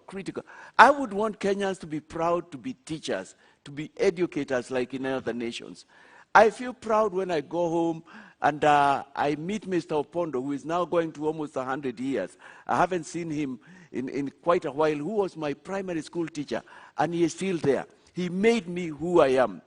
I feel very proud to walk around and meet policemen who are doing a good day's job, but they are not paid well, they are housing, and so on. I am proud with the little security I've granted to meet young men who love their country, who are doing their job, who want to move forward. I'll take care of their welfare because I will have the money. All right, we are almost out of time, but I want to bring a question to you about an issue related to health. If you assumed office in August and a few weeks later it was declared that monkeypox was in Kenya, monkeypox has been declared a global health emergency, what plans would you have in place to address this health crisis? And bear in mind, monkeypox would have come just a few days or weeks after you came into this office. Therefore, you wouldn't have had time to get that money from abroad that you keep referring to. I think the first thing I would like to say with pleasure is that there will be no monkeypox billionaires in my government. And secondly, I'm waiting if the president doesn't do it before I come into power, just like he did with Unga, and I'm thankful. I have to be the president who will announce, and not just announce who the KEMSA billionaires are, but get the money back from them. I appreciate it will not be easy, and it has been said it will not be easy. I'll seek to work with everybody. I'll seek to work with our friends in Kenya and outside, with the various agencies. We've got trained doctors. We have got we have Kenyans who listen and want to do what is right, so that I believe there are measures we'll be able to take that can prevent it escalating. But when it comes as an emergency, we have no choice. You have to get to the consolidated fund and elsewhere in the exchequer where we can get money and put it into that, because lives of Kenyans matter. We'll also be careful about who does what, who sources what drugs, who brings what drugs, because that's where we got the KEMSA billionaires. To date, none of my competitors, while they know, wish to tell us who they are. So does your party have a plan to address a health crisis? We have talked about increasing our hospitals. We've talked about taking care of the welfare of the doctors and the health workers. We've talked about, actually we have talked about something very unique, just like we have a teachers' commission. We have talked about bringing back something that the health workers have been asking for, a health commission, which nobody has wanted to. Because it's important, we can't succeed on this war without involving them. They are the machinani of the health. Before we so close, let me ask again, does your party have a plan to avert a health crisis? We will just have to work with what we have. So we will call upon friends. I mean, I am not in government. I'm not like the Deputy President or the Right Honorable, who are both in government in one form or another. I mean, we'll just have to work with what we are. We will call upon friends, our neighbors. We will call upon all doctors. It will be a crisis. And we will ask Kenyans, this is where we are. We'll be transparent. And the international community we've seen it come to the aid of various nations. Kenya is a friend of many nations. Okay. We will get help. We'll cross that bridge when we get to it. Mr. David Wahiga Maure, thank you so much for coming to the debate tonight. Thank you. You have now 2 minutes to make your closing remarks. Kenyans, you have heard me. I am told a number of you have already decided on who to vote for. But the question I want to ask, have those that you want to vote for made a difference in your life? I have told you the reasons why we are where we are. And yet those others, or my competitors, some who don't even want to come here and give you a minute of their time to tell you what they are talking about, to allow themselves to be interrogated, are saying they'll make a difference. Can they make that difference? Don't you, I am saying to you, and don't you feel with me, that we are here because we have recycled leaders, and we are at a point where to move forward, we need to break some glass ceiling. I am telling you, I'm the real deal. There comes a time when hard decisions have to be made. Yes, I'm not part of them, and I've not been part of them. I'll come like the biblical David, of whom, as I said earlier, it's written, he shepherded Israel by the integrity of his heart and the skillfulness of his hands. I want to be that leader.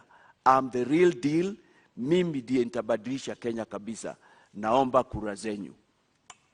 Thank you very much, Mr. Wahiga.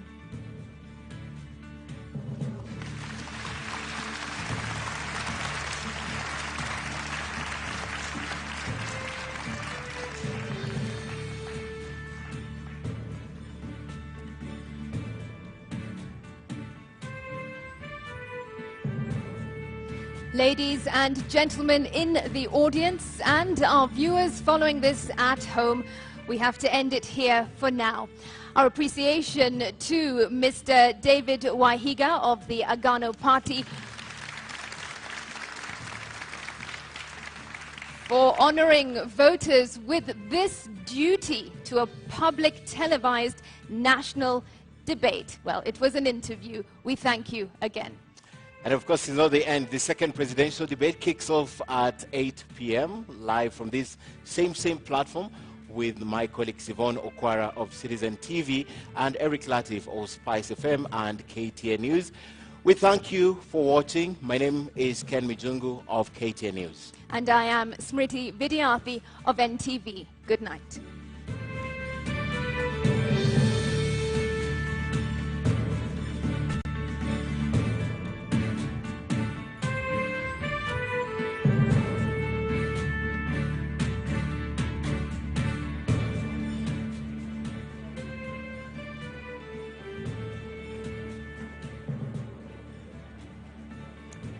All right, so the 90 minutes are done. David Wahiga Maure making his case in front of the Kenyan people. Of course, his opponent, Professor George Wajackoyah, who was expected to take that podium, the empty podium that you saw there, did not come for the debate. Sort of came and left. But here we are. We have listened to the Agano Party presidential candidate for the last 1.5 hours. And here with me, I still have my panel here. None of them has walked out. I need to emphasize because it looks like we've had a dramatic evening here. Dennis Kavara is still with us here, Professor Alex Awiti, Sheila Masinde, Wanjiro Gikonyo, and of course Houghton Irungu. Houghton, I'm a bit scared to give you the platform because the moment you start speaking, someone will arrive. But let's see. It was really this idea of a redemptive leadership, a leadership that is grounded in faith, not necessarily Christian faith, but values and ethical values at that. And that was something that was really important. I think, I was struck a little bit by the parallels between him and Lazarus Chakwera of Malawi, yes, who was elected after 24 years of being an Assemblies of God preacher. Yeah. So that was the first thing that I got. And I think we have to recognize that religion is an extremely vibrant, thought-provoking force in the continent. And they're saying something like two out of every 5 Christians in the next 10-20 years will be in Africa, right? So we should expect more candidates to come forward to put themselves forward for leadership.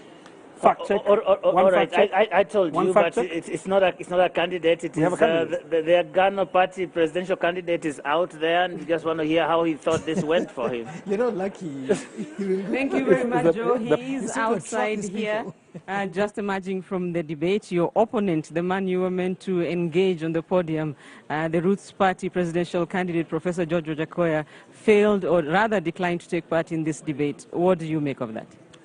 Well, I was very disappointed and doubly disappointed because I actually saw him driving. And I can't understand why he should come all the way here to say he will not participate. As leaders, we must allow ourselves to be interrogated. I feel a sense of freedom. I feel like I can fly because I have spoken to Kenyans. They have had an opportunity to ask me questions. It is important, Kenyans, you ask yourself, who can you depend on? Is every policy being proposed a policy that can work? Why don't we interrogate it in a place like this? I'm disappointed. Do you feel you managed to achieve what you set out to achieve here this evening? Yes, and I was surprised how time moved very quickly. And I feel elated because I was being honest. But also, it is important that leaders come out and they come out as they are before Kenyans. And they say why they are in this race. Let's stop giving promises out there. But let's also, when we come here, explain the past, what we do in the future, and what we have done in the past. And if you've been in government, why we are where we are. And for instance, some of the examples I gave explain where is the 215 billion euro board if you are in government when that money went missing. All right, thank you so much. Well, Joe, the Agano Party presidential candidate just leaving. He says he is the real deal, very confident that this evening he got to clarify, he got to articulate the policies that he has for Kenyans if he wins the elections come August the 9th. Back to you, Joe. Thank you very much, Rita Tinina. Just engaging the Agano presidential candidate moments after he left that stage in his own assessment. Actually, the real deal, those two words were his on that stage, and he believes that he has done a great job. And Houghton, you were actually doing an assessment on this end, and I do hope that this time around you can actually finish your thoughts. Let's keep going. Maybe the candidate will rock up as a result. So I think the first point, he talked a lot about religious leaders having been an important part of the second liberation struggle, the first liberation struggle, and so on. He talked a bit about Bishop Okulu and Muge and others. Yeah. I think there are a number, and they're not just Christian. I mean, I think we have to think about Sheikh Balala, we have to think about the Chief Justice Emeritus, Willie Mutunga, a Muslim. We have to think about younger generation of people who are very grounded in their faith but come to give leadership. So I think that was interesting for me. The second point that I wanted to raise was the question that was raised about mental health, because I think I heard something interesting there that I think all the candidates could address themselves to. The first one is this. We know from the stats that something like 300 people are diagnosed with depression every day in Kenya. And we are the fifth or sixth highest number of people who have mental health issues. Now, we've seen a new mental health bill come to pass. It was enacted just recently. This is the Senator Kasanga bill. Yeah. We've also seen a lot of investment in mental health institutions, and I think now you can use your NHIF card for mental health treatment. But the question we have not discussed yet is the issue of disabilities, other disabilities. So, for example, people with disabilities, I'm told, are something like about 8% of the voter base in this country. So that's a population of about 1.7 million people. I've not heard a strong argument for what candidates would do with regards to the issue of people with disabilities. What we've seen is really a gerrymandering or a fixing of the nominations that should be going to people with disabilities. And did we not see something like 79 party lists rejected just recently because people were using spaces for minorities and exclude marginalized communities for others? And I think we need to see more focus on all of the disabilities in the electoral race in the last few weeks of the elections. Thank you. And Professor Witse, Houghton talks about this contrast that Wahiga Maure was trying to draw between himself and the other three gentlemen who are running for president in the country. And he basically says that he is the real deal because all these other guys have been there, done that, and there's a sense in which every one of them, according to him at least, can be associated with the problems that we have. Do you think that that was a convincing case that he was making, and did he succeed at it? I think he made a good point, which Irungu already referred to, and I characterize it as a pastoral approach, that he is a good shepherd. And that is deeply inherent in his faith tradition. And you could see in his presentation, he talked a lot about corruption, the debt, the cost of living, integrity, values. So he was spot on the real issues that we should actually focus on. My what begs in my mind is whether the voters out there are listening to the contrast that he's trying to draw. Because I think he speaks from the heart. And I think the question that he was asked about his public service record was a really awkward question. Because again, the question is, is public service just working in government? Or is public service basically serving this country in all other places, like private sector, private endeavors, like being a businessman or something like that? But he draws a very sharp contrast. Now, the question he asks, which is pertinent, is all the other gentlemen coming to this stage have a public service record working in government, from Wajakoya to Raila Odinga to William Ruto. I think the challenge that he's putting before them is, why are we here? Right. What difference are you going to make? You've been you've participated in government that has basically brought us to this mess. The debt crisis, runaway corruption, a country that is devoid of integrity and a sense of values. I think he raises the right questions. And today we might actually say that he's not actually the fifth, he's the real deal. Dennis. I think, actually, to add on to what he's saying, my sense is sincere. He came across very sincere. His manifesto, of course, talks about restitution, and he talked a lot about that. My overall sense, it's a bit like the Constitution. It's ahead of its time. He's ahead of his time. You see what I mean? He talks about things that I'm our curious politics about that. is not... What do you mean he's ahead of time? Where is he and where are we? The things he stands for are ahead of where we are. Let me put it that way. The values that Alex was referring to, that Irungu was referring to, it's not where we are. But I mean, that is interesting, because I've heard people say that what we've had in this country is national decline, that we have this regression that has happened in this country, that if you talk to anybody, whether it is about public transport, whether it is health systems and all that, there are people who actually said things used to be better. So I'm wondering whether we have regressed, as people say, or we are yet to get to that place where he is, because I find that a very interesting. My sense is, before the others, I think my sense is we have allowed standards to drop. Yeah. We have accepted falling standards, and he's basically saying this is the standard we should be at. Wow. Sheila. I like that this, do I call it an interview or a debate by himself? Yeah. That it started on the topic around values, ethics, morals. Because that's music to our ears. Oh, music to my ears. Yes, because it's something that we have really talked about for some time since we passed the Constitution. What are the ethical and moral standards that need to be applied for those who are serving in public office?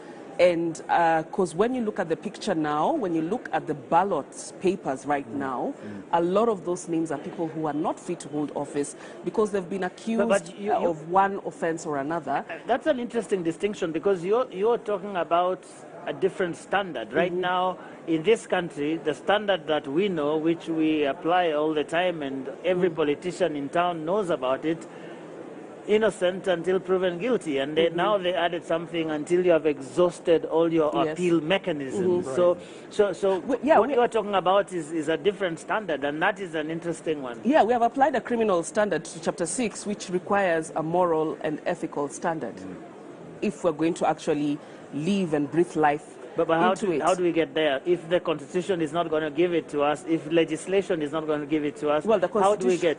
The Constitution has already given it to us. The Constitution, and that's a supreme. But on paper, but we don't live it. That's what I am saying. How do we get to a point where we actually live Chapter 6?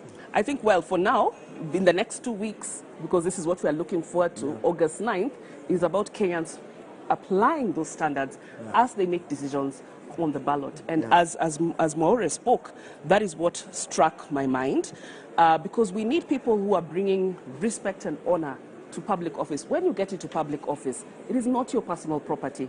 It is public service is bequeathed to you by citizens, and it therefore requires that you take care of it, you nurture it in a certain way. But we have seen people, individuals who have abused it, and are coming back to us. You have come, it's like you've given someone your car, they've gone, had accidents, banged it, dented, and then they bring it back to you and tell you, You gave me your Mercedes Benz. Now I want your what's a Ferrari. Take the house. No. Now I want your 100 billion shilling house, and yet I gave you something of smaller value, and you dented it. So that's exactly what these people are doing. They're coming back to us, having tarnished, those public offices, and asking for even more. And as I listen, in the Bible, there's something about being faithful in small things, then you can be entrusted. Exactly, but that's not what's happening in this country. and for me, if we want to build this country on a strong foundation, not on sand, but on rocks, that is what we need to do.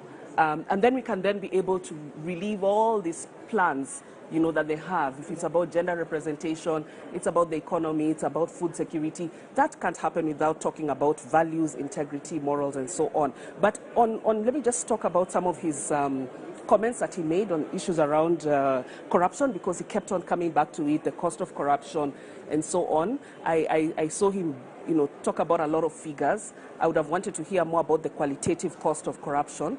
But then the other one is, I would have wanted him to just address some of the issues that he has raised and has proposed in his manifesto. For instance, and here he talked about strengthening institutions, particularly, governance institutions. In his manifesto, he talks about, for instance, strengthening the Asset Recovery Agency, because his manifesto is founded a lot on returning stolen assets, and he's talked about it. But then he talks about putting the Asset Recovery Agency under the presidency. And for me, I have questions around that. That's I would have wanted him to speak a little bit about that, because for me, that's not strengthening institutions. We've seen what has happened when the presidency has gotten involved in governance, certain governance processes. How do you square that with this idea that you need something to be led, that you need leadership that is provided at the very top to get certain things to move? Maybe it's coming from that, because from around this table I can hear comments everywhere about the place of strong leadership, value-based leadership, that is going to drive this anti-corruption war. Yeah, but that's why we have independent institutions. And the reason why we have independent institutions is so that they're able to run without political or executive influence or manipulation, because we've seen that happen. And that is why, for instance, we will fault some of them for not performing to what is expected, because there's been a bit of interference, even in terms of how some of those individuals are selected and appointed. But here we actually need to let these institutions work independently, ensure that their leadership is competent. And how you ensure that is by ensuring that you're not meddling, because right now we have what we call political appointees in some of these institutions. And that's why I got worried when I hear that he wants to put some institutions under the presidency so that he can be able to drive the fight against corruption. I think the fight against corruption is best done under independent institutions. We have the Constitution, the legislative policy frameworks that guide how they should work, and we should let that be. And I'll revisit that, but I would like to hear what Wanjiru would say about David Wahiga Maure's 90 minutes out there. Well, I think there's a role for the smaller parties, the fringe parties, and this is something we discussed. Well, they don't like being called that, but I give it to you. Right. I'm not sure what the politically correct term is. I'm sure Jakoya wouldn't want to hear. Professor Jakoya is very... Yeah. And part of their role is agenda setting, and it's to highlight and bring out with a lot of emphasis important issues that the larger parties have ignored. And I think in the case of Agano, they're looking at, it's an anti-corruption, governance, good leadership agenda. And I think this is the key, this is the main thing that's bedeviling Kenyans. Because we've got good plans. We've got countries that come and borrow our plans, go and implement them a lot more successfully. We've got good policy documents that don't get implemented. We've got very smart leaders. We've got a good constitution. So what's missing is the good governance, is in the leadership, integrity, accountability agenda. And I think as a Gano party, that is a very big contribution to the debate. Is it enough to, kind of push up the numbers and get a wide kind of appeal? It might not be, but if you look at what's happening, I mean, first of all, right now we are working under two coalition parties. So there's a role for parties that are issue-based.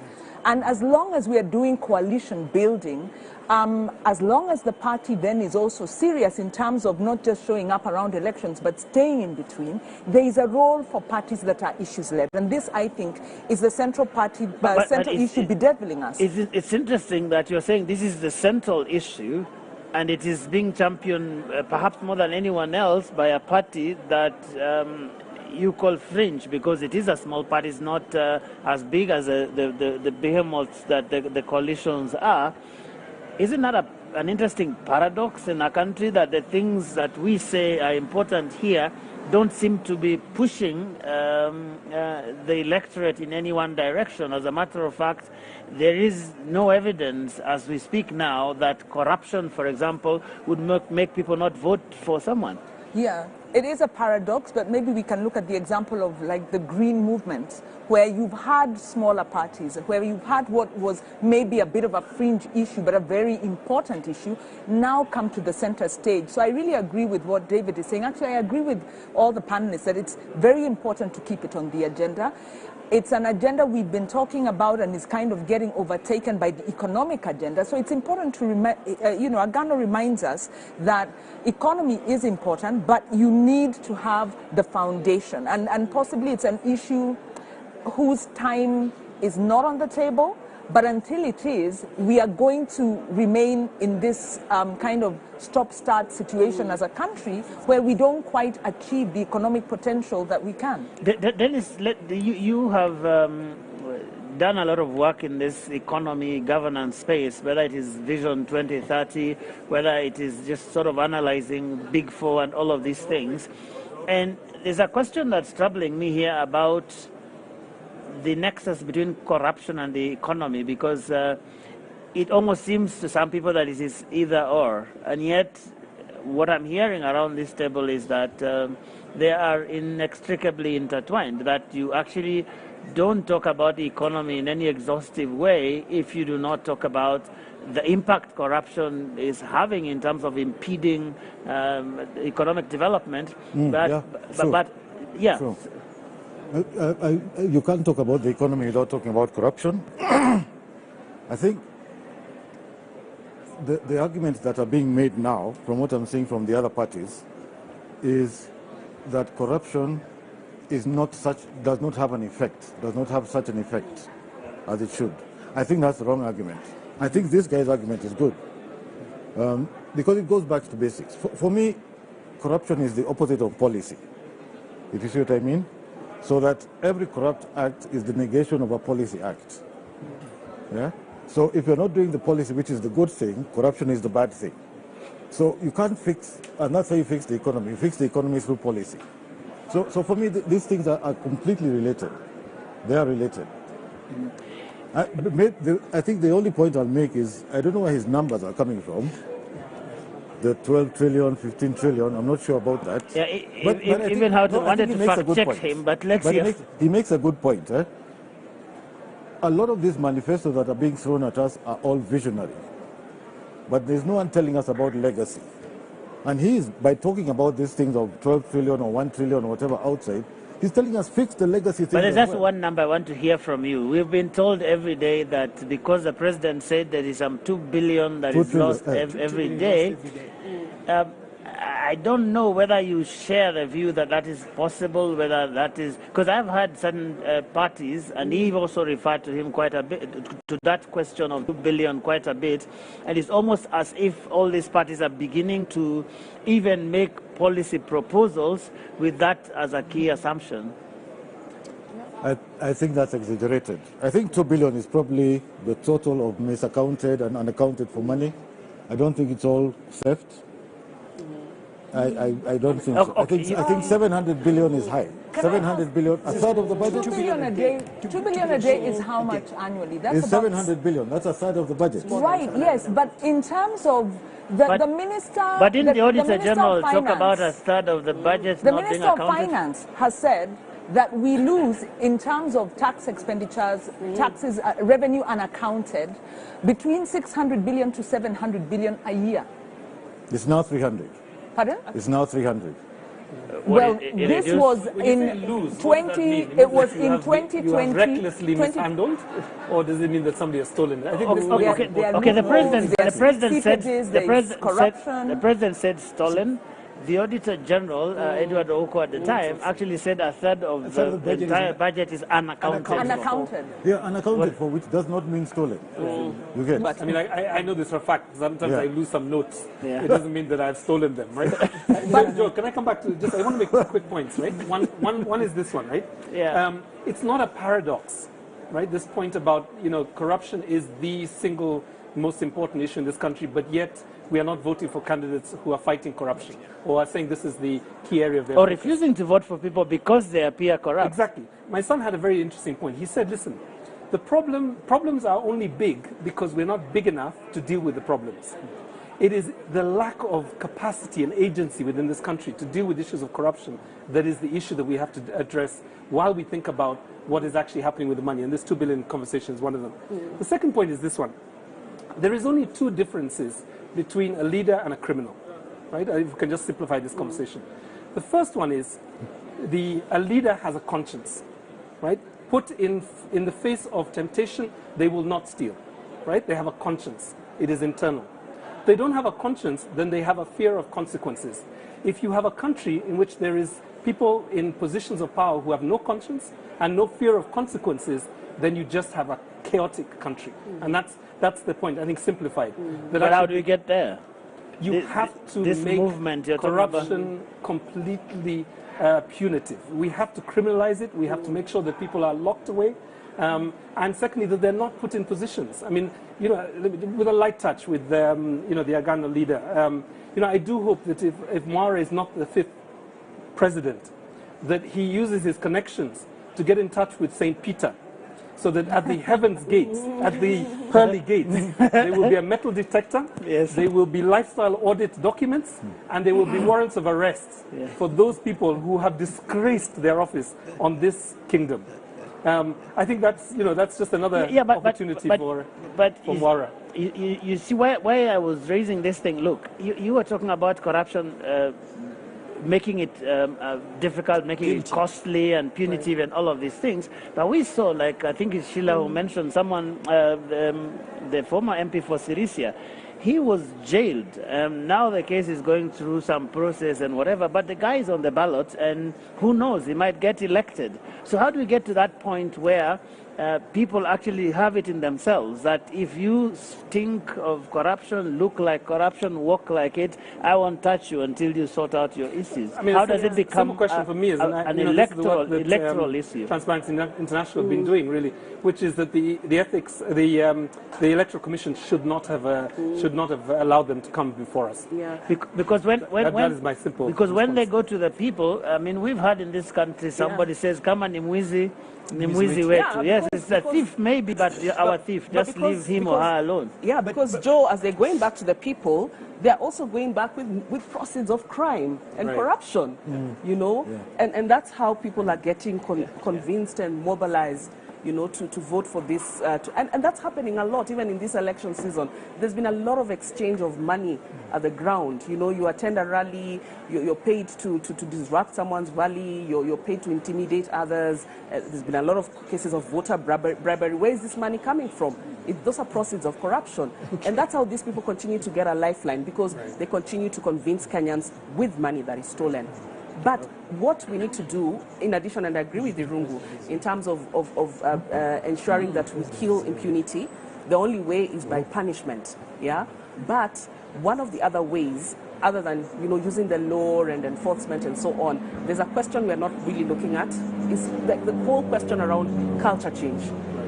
Whatever we see, how Kenyans react, when you're given an option between heaven and hell, heaven being the good guys, hell being, people who have been tainted, we go for the people who are tainted, meaning that you'd rather go to hell. That's how I see it. That means that we need to see some kind of all right, Sheila, I have to stop you. This time it is Sheila. Yes. So there you have it. You the presidential candidate and Deputy President William Ruto arriving there, and Rashid Abdallah is on standby. Rashid, kazi kwako. Bila shaka Joageo, ni kwamba ule muda ambao tulikuwa tunausubiri wa wale waniaji urais umefika kwa hivi sasa.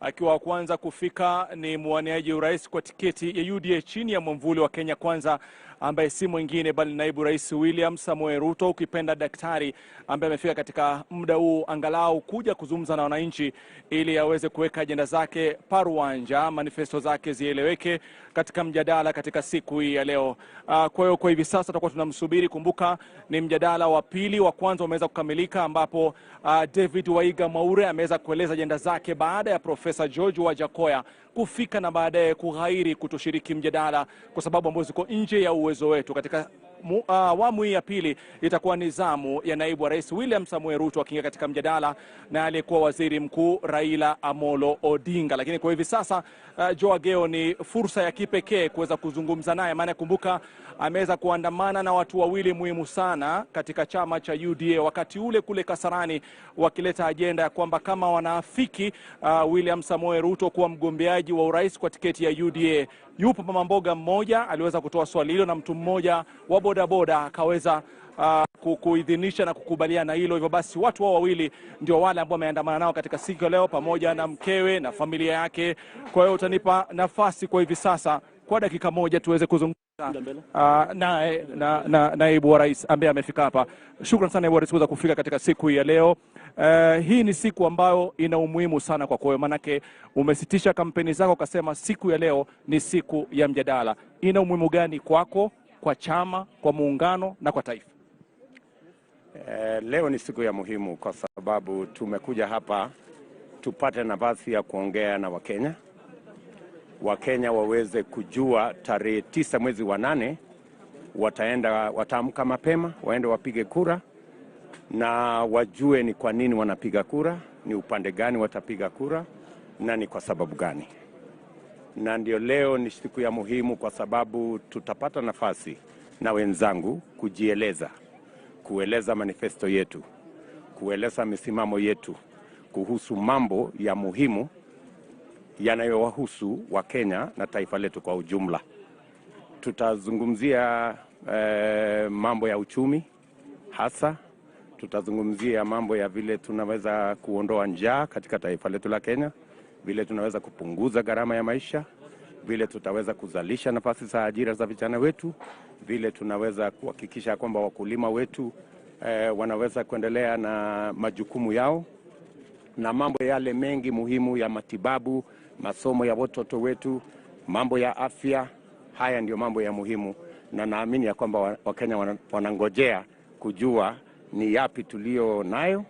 Tumewazungumzia pale nyanjani, lakini leo tutapata nafasi mwafaka ya kueleza kinagaubaga yale mambo ambayo tumepanga kwa ajili ya uongozi wa taifa letu. Labda pende kwa utofauti naibu wa rais ni kwamba umeandamana na naibu mgombea mwenza wa chama, lakini hapa kuna watu wawili ambao walikuwa muhimu katika ule mkutano wa wajumbe wa chama cha UDA. Huyu mama ambaye aliweza kuleta swali na yule mtu wa bodaboda aweza kuidhinisha. Mbona ukawapa kipaumbele katika siku ya leo ya mjadala? Kwa sababu nimeambatana na wao tangu tuanze hii safari. Huyu mama nilimpata kule Kiambu wakati tulienda kule kwa Economic Forum, na niliona ni mama mwenye ako na maono.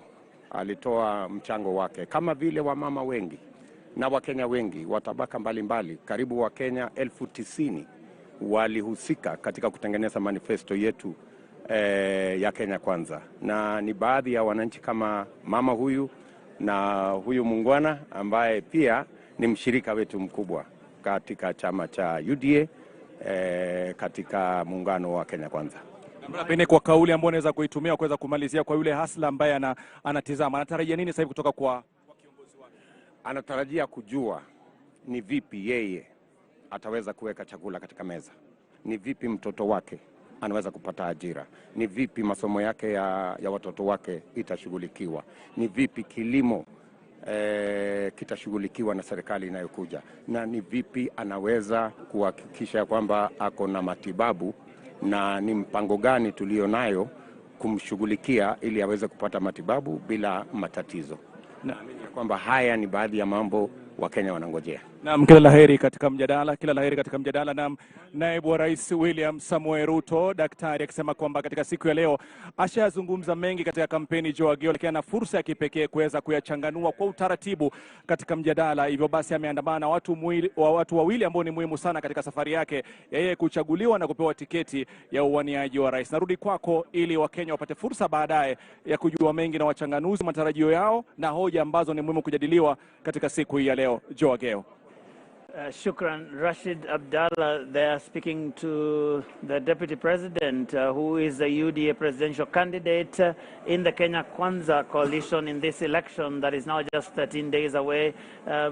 Dr. Ruto there talking about what he believes is important for the country and sort of giving a glimpse of what he hopes to talk about during this. And interestingly, Professor Witi arriving with his entourage, which includes the two people we saw who endorsed him, Pauline Waithera and Kelvin Okoth, sort of trying to remind us of what he has been saying out there in campaigns.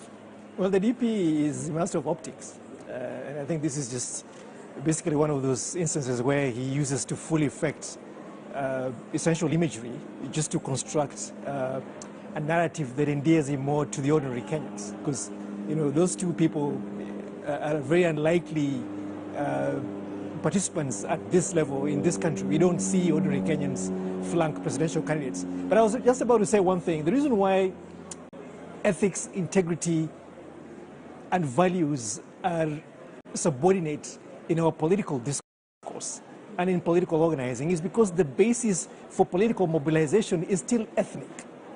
If you look at Raila Odinga, he gets onto this stage because he has a strong support of the Luo community. Look at William Ruto, who has built an interesting coalition between his Kalenjin community and the Kikuyus. Mwaura does not have that luxury. And therefore, when he rides on values, Kenyans are not paying attention, because what brings us to this stage to even then invite these conversations are not the important things. These things come afterwards. And this ethnic political mobilization is a huge problem that we have to deal with. But Ruto has been saying this many times, that this election is about the economy and all of these things. And some people say that the ethnic question is not as pronounced in this election as it has been previously. Do you agree? It is still a very strong undertone. It is the bastion that you got to start with. And when you see even your colleagues in the media basically trying to figure out how the electoral process is going to go, you always start with what you call the quote-unquote strongholds. In that entourage of Raila Odinga is Kalonzo Musyoka, okay, bringing in the big Kamba vote. In that entourage is the governor of Kakamega, bringing in the Luya vote. And so you see this ethnic bifurcation being a very critical point of mobilization. So issues that are substantive to the citizens of this country, such as unemployment. How come we don't see youth mobilizing around the unemployment question? That even Mwaura today was just deplorable in the way that he handled it. He had no great ideas. And even Deputy President William Ruto and even Raila Odinga, nobody has any clue about how to mobilize the economic resources of this country to then create the traction that leads to jobs. We still imagine that if you're going to give us handouts in terms of grants and loans, that every young people can start a business. They don't want a business. They want jobs like you and I. They want jobs like the one that Ruto is seeking, not the jobs like their MPs. This economy of bringing your own job is not working. It never builds economies. And that's a good place, Wanjiru, to kind of segue into this next debate that we are going to have in about 20 minutes' time, where we actually have two campaigns, markedly different in the platforms on which they are running. Both of them saying that it is the economy is stupid, as one American president said, but approaching this economy from very different directions. I wonder what you have heard and what contrasts or similarities you see in the overall platforms of the two main formations that we are about to receive. Hopefully we get both of them. Right. So from my point of view, I think in terms of economy, there's been and the manifestos, there's a win for Kenyans because there's a recognition of the importance of economy. Both manifestos bring out, of course, the economic issue as the primary one. The language is different, the way they've structured their manifestos is different, but they prioritize agriculture, where a majority of Kenyans are employed. They then recognize that a majority of Kenyans are also in the informal sector. And with Azimio, they try and link agriculture to manufacturing, to the informal sector, trying to really take a holistic look at saying if that's where people are employed, that's where we need to put money, we then need to add value, we then need to do marketing and therefore create jobs. So there's a very intentional effort to go back to what the economy needs. On the UDA side, KK side, they've also done the same. They've also prioritized agriculture. They've also prioritized MSMEs, looking at the informal sector. They've linked that to manufacturing.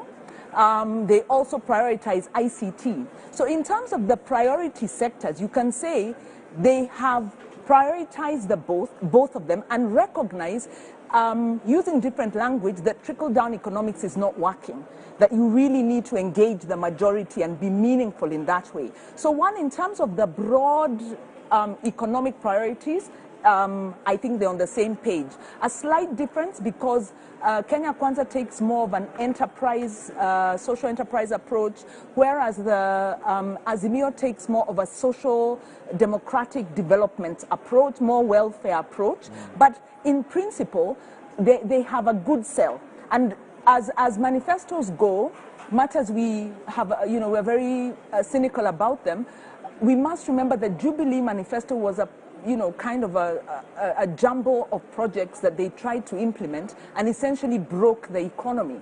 So we must hold these, whichever side gets in, and even the side that's in the opposition to their promise. But the big difference for me is in terms of the values foundation. Azimio makes is very explicit actually in terms of democracy, social justice, citizen engagement, putting public participation, civic engagement, as part of as part of their approach. So you see their democratic human rights-based approach. They have a section on governance. Their proposals are not as replete, but they do touch on leadership and integrity, ethics, anti-corruption. They go the whole gambit.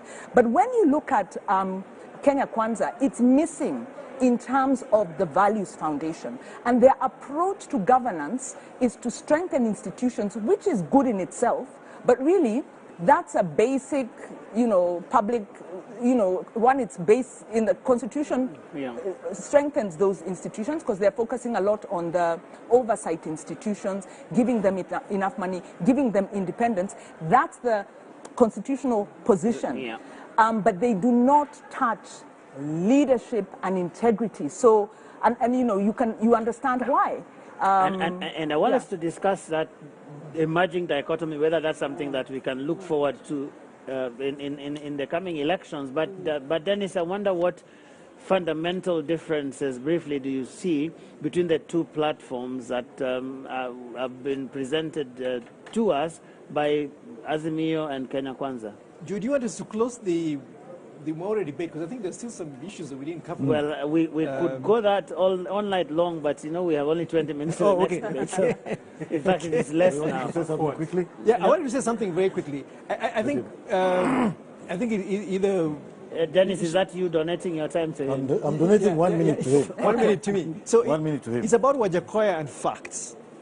He has a very, very strange relationship with facts. And I feel really uncomfortable trusting him at the helm of government. He does not understand. He calls us a wealthy nation. Our revenue yield in 2020-2021 was just 1.6 trillion. In 2021-2022, by June, July to June this year, we're at 2.03. Our budget estimates at 3 trillion. I don't understand where he gets this notion that we're a very wealthy nation. We're really struggling with a huge debt overhang. His proposals about agriculture are really fantastic in an imaginary way. He has got a very agrarian fixation with agriculture. He has no idea about how pastoralism works. His whole fixation about agriculture is throw fertilizer in the soil. So I think this very flippant relationship with facts really undermines the credibility of his candidacy, especially when you want to trust him at an executive level to actually run a state bureaucracy. And probably that would have been great to ask him had he showed up or had he stayed back and you make a great point. But Dennis, you were talking about Thanks, Dennis, for the these donation. two formations, and I don't know how many of your minutes are left, but just in general terms, I think I get the sense Azimio comes across as more looking at the production side, whereas Kenya Kwanza is looking at the market side. They talk about value chains. I think they built their whole manifesto around value chains. Kenya Kwanza. There was a very good differentiation someone made about the two.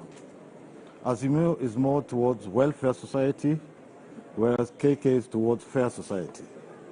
So there's a kind of fairness.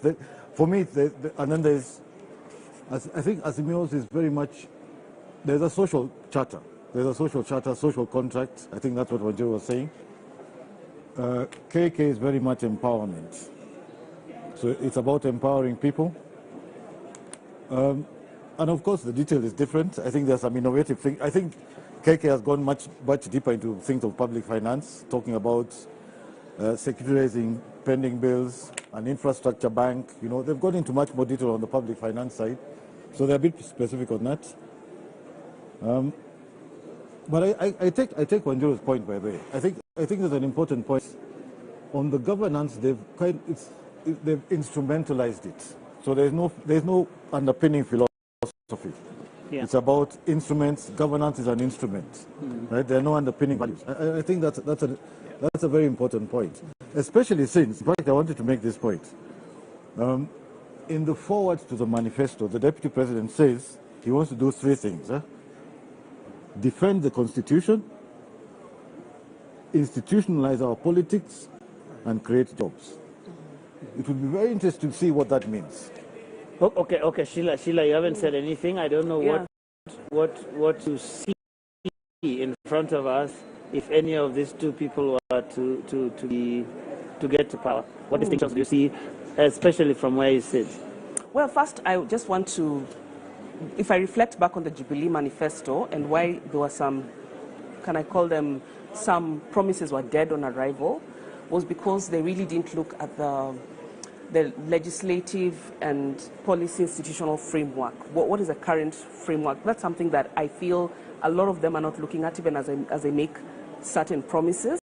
And that is where a lot of them will struggle. So all the promises, when you look at Kenya Kwanza, Azimio, Agano, some for Jacoya, I don't agree with many of them, but they're good. They're good. I mean, if they're good in an ideal world, but then the practicalities of what is the current framework, both institutional policy and legislative for a country that they're not looking at, particularly when I look at, can I go back to my pet topic on corruption? Yes. Yeah.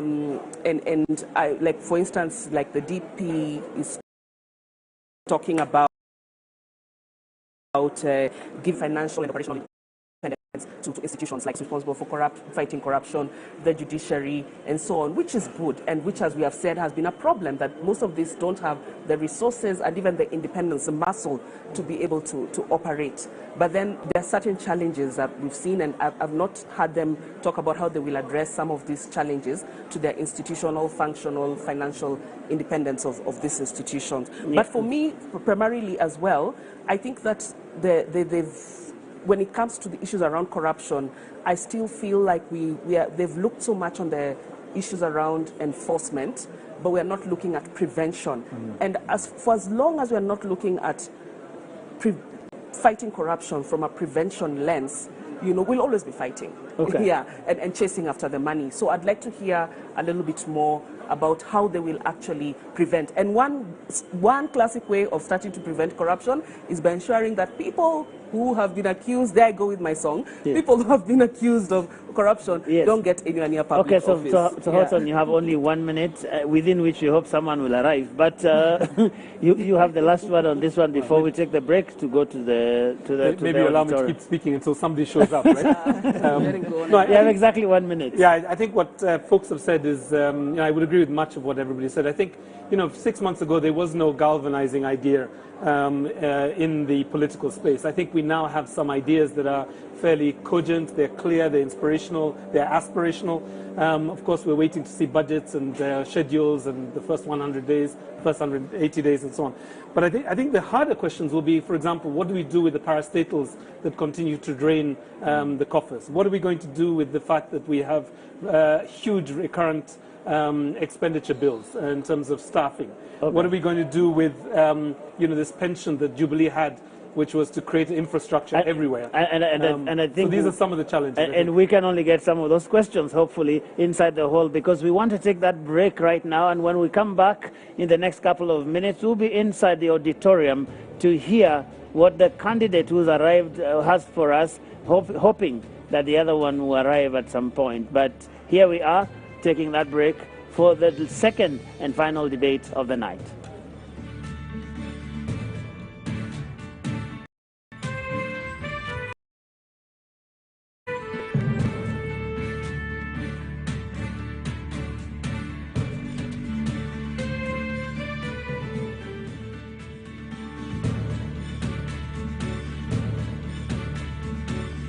Linda familia na marafiki dhidi ya magonjwa.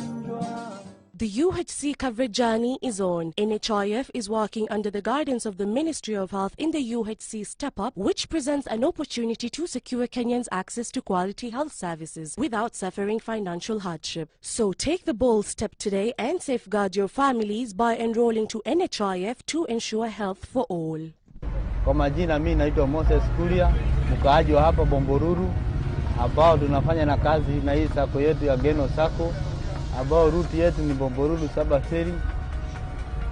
Kwa hii kadi ya bima nilichukua 2013, ambapo imeshanisaidia 2018, ambapo bibi yangu alikuwa anajifungua, tulienda hospitali tukatibiwa, tukahudumiwa vizuri, alafu wakati wa kutoka hatukuitishwa kitu. Kwa hivyo ningemhimiza makondakta wote na madriver wajiandikishe kwa hii bima yetu, ambapo itakuwa inawasimamia.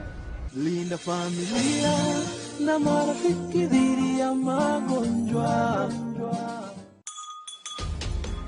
What is a secondary school in Kenya? It ranges from 106 high-cost national schools educating 3% of the learners, where you find ultra-modern libraries and laboratories, the most experienced principals and teachers, and the best teacher-student ratios. To 7,019, some barely established, understaffed, lacking basic facilities, sub-county schools, educating over 60% of learners.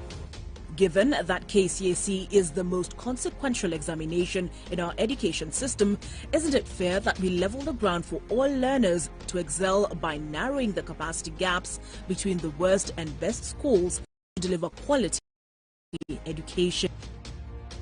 Usawa agenda calls for a sub-county schools upgrading program, a change from the capitation model to enable small schools to grow.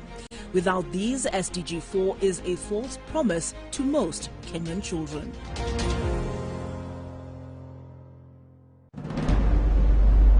Leaders don't need to have all the answers. Ordinary people often do, if leaders would just listen. Each year, patients who can't pay hospital bills are detained in hospitals against their will. Kwa majina naitwa Maimuna Aur. Nilienda hospitali kujifungua, nikakuwa sina pesa, nikakuwa niko detained for 24 days. Niliacha watoto wangu nyumbani wakiteseka, na ile kitu naambia serikali kuwa kila Mkenya yuko na haki ya afya, ule awe ako na pesa awe hana pesa, ana haki ya kudumisha afya na kuwa na afya njema. Each year, 186 men are lawfully killed and 30 disappear while in police custody before they get to court. Kwa jina naitwa Hussein Moyo Molte, mimi ndo baba wa marehemu Yasin Hussein Moyo, ule aliyepigwa risasi na polisi wakati wa corona akiwa kwa balkoni yao, na hiyo ni kitu inaniumiza sana. Na mimi ningeomba maafisa wa polisi waache kuchukua sheria mkononi mwao, kupiga watu na kuwavunja. Hawafai kuwa juu ya sheria, wanafaa kuwa chini ya sheria kama vile sisi raia tunatimiza hadi vile serikali imeweka. Na mimi nashangaa na maafisa ni watu wametoka kwa jamii yetu, yani ni mandugu zetu, ni madada zetu, na hawafai kutupiga na kutuumiza, wanafaa tupeleke mahakamani. August 9th, 2022 offers us a turning point. 1. Turn up and vote. Your vote counts. It's actually the only thing that does in an election. 2. Choose and then hold your leaders accountable. 3. Join the movement of people who stand up against human rights violations. Become a member of Amnesty Kenya today at www.amnestykenya.org. I think the most important quality of a leader is wisdom, so that the decisions that are being made now, he knows how, it's like a chess player who sees 10 moves ahead. Najua wakati ambapo mlipa ushuru wake, anataka aone angalau kazi ya pesa yake ambayo anailipia. Hii pesa tunaamini kwa zinaishia kwa mifuko za watu binafsi. I think it's important that wealth is declared frequently, and if people have found ways to accumulate wealth very quickly, absolutely good for them, as long as, of course, that is done honestly and ethically. We need leaders who are well educated to understand the challenges that we face in the modern world. Kwa mfano, mtu mwenye amesomea ukandarasi wa barabara, mkiwa na kiongozi ambaye amesomea hiyo taaluma, una uhakika kwamba barabara za eneo lako zitakuwa zina usimamizi mzuri. Check it. Let's talk about banking. Or let's talk about dreams and goals. Your dreams, your goals. If you're like Louise, you value doing biz with ease. Or maybe you're like Dan, a family man with a plan. At Diamond Trust Bank, it starts with one dream, one goal, one deposit, and one transaction. Pamoja, let's make it happen. So don't just bank with us, bank on us. My core experience can be summarized in a nutshell as one of transformation. I think once I joined this campus, I didn't have a vision of where I wanted to be. I didn't know who I was and what I wanted to do with my life. And I feel like the environment and the people who've mentored me along the way have enabled me to find out who I am and have helped me figure out where I want to go in this life. They have a good quality education, which I 100% vouch for. Enroll at Catholic University of Eastern Africa for courses in nursing, law, business, economics, computer science, education, community health and development, actuarial science, international relations, counseling psychology, regional integration and theology. September intake ongoing at Langata and Eldoret campuses. Email admissions@quer.edu or visit quer.edu. Quer, for innovative, marketable graduates. Karibu Cam. By offering market linkages, networking opportunities, and technical assistance, Kenya Association of Manufacturers assists its members to grow and scale up their businesses. Join us and let us work together to grow the manufacturing sector. Becoming a CAM member is as easy as 1, 2, 3.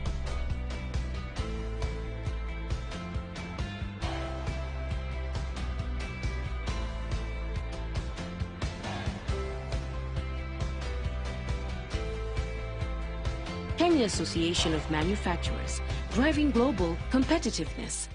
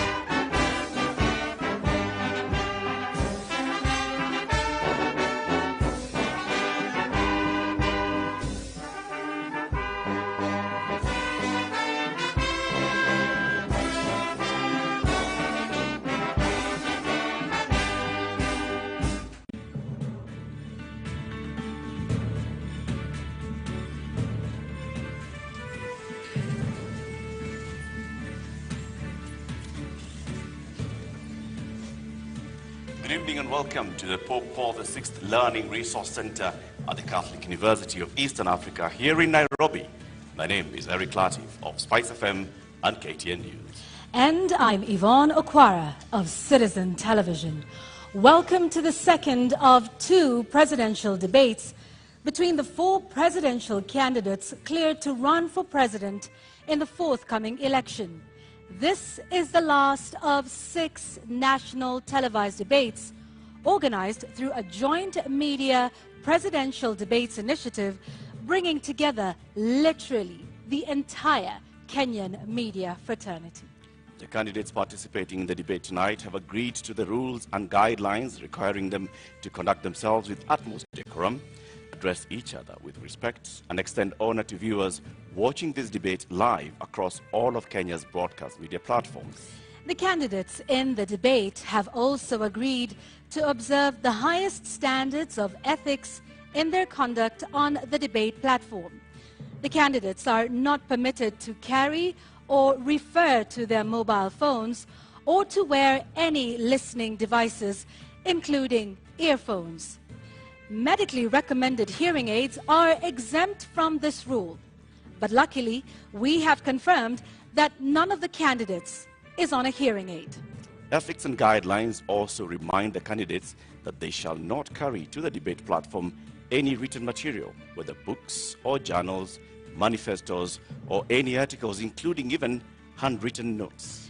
Each candidate will have 2 minutes to make an opening statement, 2 minutes to answer a question, and 60 seconds for a rebuttal. The topics have been carefully selected after a thorough assessment of the state of our nation and the sentiments of the Kenyan voters in various parts of the country. In line with the debate rules and best practice, the questions we shall be asking tonight have not been shared with any of the campaign teams, neither were they discussed or formulated in conjunction with anyone. The questions we shall be asking tonight are entirely our own. An invited audience seated here in the auditorium has also agreed to the debate rules. They have been fully briefed that cheers, jeers, or any other form of noise is not permitted during the debate. The audience has also agreed to the request and requirement to maintain order and civility right through this debate. This debate was to feature 2 leading presidential candidates, Raila Odinga of the Azimio la Umoja One Kenya Party and William Ruto of the United Democratic Alliance, UDA. We have, however, received written notification from the Raila Odinga campaign that he shall not be taking part in this debate. Indeed, but in keeping with the traditions of the Joint Media Presidential Debates Initiative since 2013, the debate is on. And we now make one exception to permit the audience here in the auditorium to help us welcome Dr. William Ruto, the UDA presidential candidate, to the stage.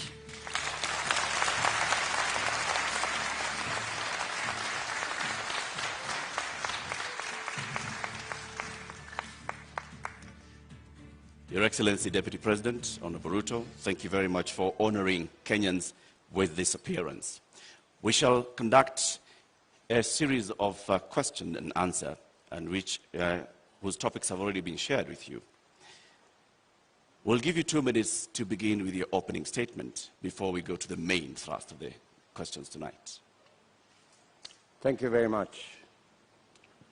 William Ruto, a husband, to my dear wife Rachel, who is in this audience, a father, to my children who are also joining me this evening in this debate, the sitting Deputy President of Kenya, a presidential candidate in this election, and I have come here to participate in this debate because I have presented myself as a presidential candidate, knowing very well where our country is.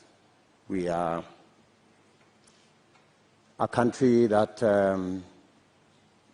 is faced with mounting challenges, We have a huge track record of what we have achieved, but there is tremendous opportunity out there for more to be achieved. I believe that this is a Mama Mboga moment. We have 5 million young people who are not working. We have 15 million Kenyans who today are blacklisted in CRB. We have 10 million citizens who have no access to credit in the micro and small enterprise sector. And I believe I am the candidate with a plan to be able to get Kenya to the next level. Thank you, Honorable Ruto, for your opening statement. Let's get right into the first topic of discussion here tonight, and that is the cost of living, something that many Kenyans are concerned about tonight. At the moment, Honorable Ruto, we currently have 3 subsidies in place on fuel, on unga, on fertilizer, all aimed at dealing with the cost of living. Do you believe that subsidies are the way to go and are the right approach at this moment to deal with this issue? I believe that subsidies can alleviate the problem to an extent, especially when we find ourselves in the situation where we are. My position is that we find ourselves at this port because there are certain things we didn't do right. We had a Big Four plan because we foresaw this situation. We were here in 2017.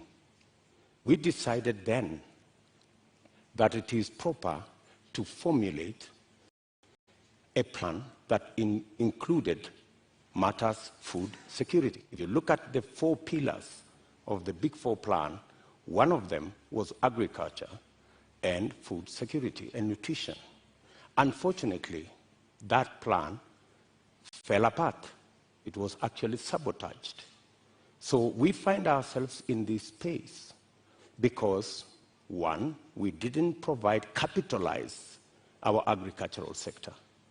We actually removed the fertilizer subsidy program that existed, which we just reinstated, I think, 3 months ago. Why did we withdraw it in the first place? Because to deal with the cost of living, you just have to increase agricultural productivity. And to increase agricultural productivity, you need to do 3 things. Number 1, make sure farmers have access to inputs, fertilizer, seeds, pesticides. Make sure the farmers have the necessary capital to be able to do the farming. And 3, make sure they have access to markets that are not rigged. Unfortunately, we didn't do that, and that's why we find ourselves in the situation we're in. So that's why in our plan, as Kenya Kwanza, we have set out with clarity what we need to do.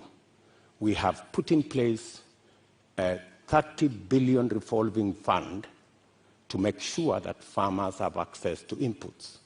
We have added a 12 billion shilling expenditure on agricultural extension, because it's not just enough to have inputs.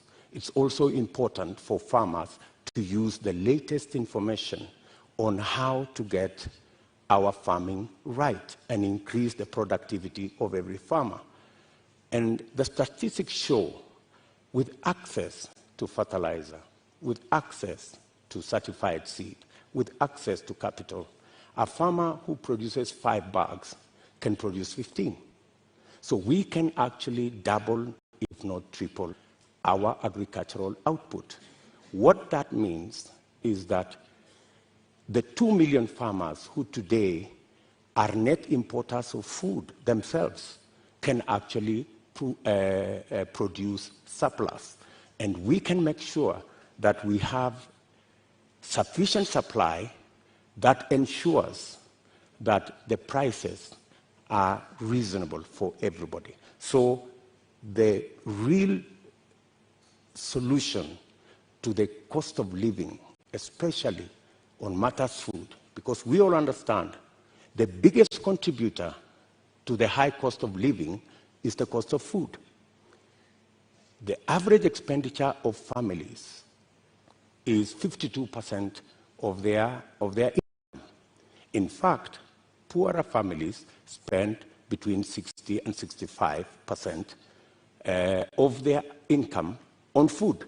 So dealing with the cost of food significantly deals with the challenge of high cost of living.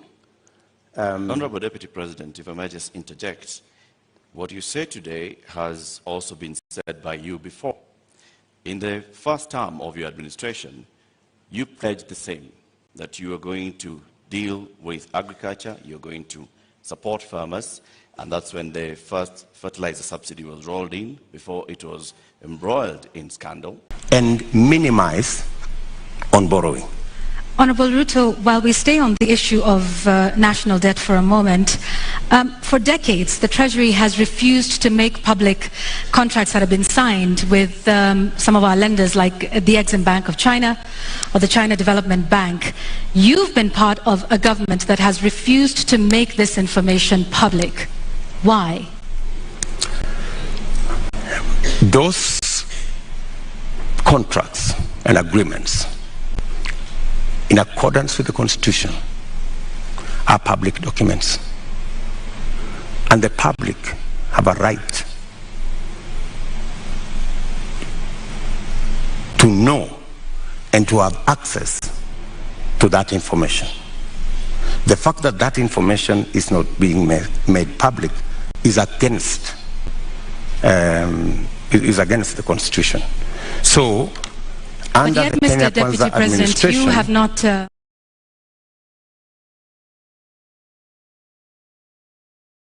Is this not something you could do or make happen?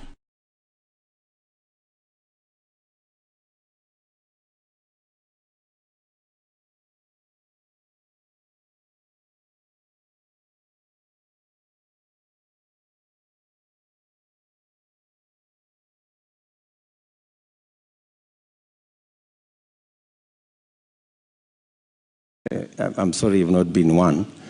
You would understand to what extent you can do things. And let me give you an example. Many people did not see the mettle of Mwai Kibaki until he was president.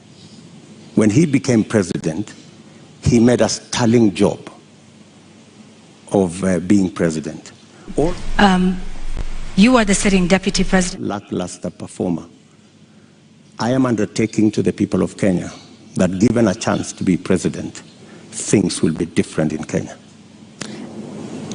So let me ask this just one more time. The sitting deputy president of this, you say this should have happened constitutionally, but it did not. Was this not something that came up in cabinet meetings, that at least we've not seen you protest about this particular matter? Because debt transparency and debt, what we owe and who we are paying is something that taxpayers should know. So if you are saying this is something that should have happened but didn't, why would Kenyans believe you when you say that this is something you will do if elected president? Because I have never been president before. This is the first time I'm vying to be president. And this is the first time I will occupy the high office of president.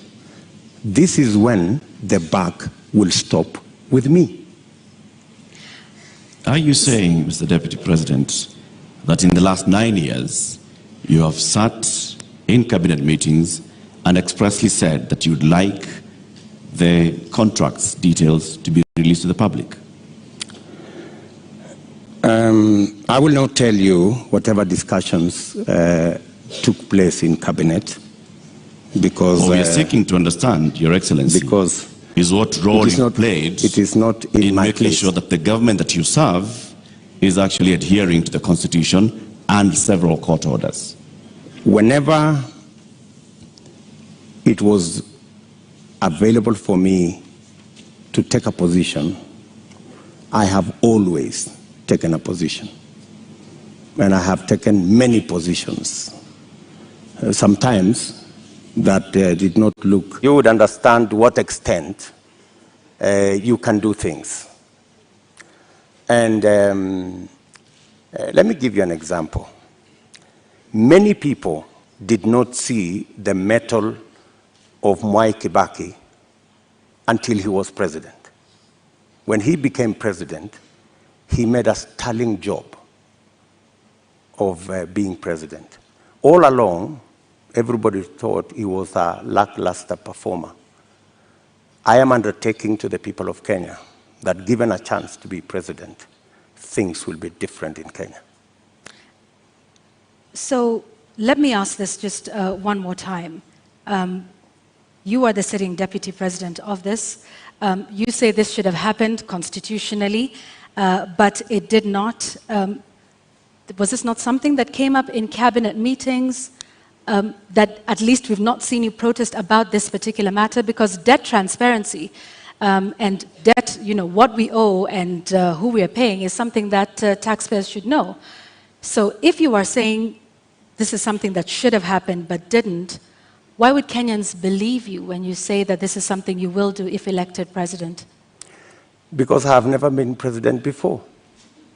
This is the first time I am vying to be president. And this is the first time I will occupy the high office of president. This is when the buck will stop with me. Are you saying, Mr. Deputy President, that in the last 9 years, you have sat in cabinet meetings and expressly said that you would like the contracts details to be released to the public? I will not tell you whatever discussions took place in cabinet, because we are seeking to understand, Your Excellency, because is what role you played it is not in making place. sure that the government that you serve is actually adhering to the Constitution and several court orders. Whenever it was available for me to take a position, I have always taken a position.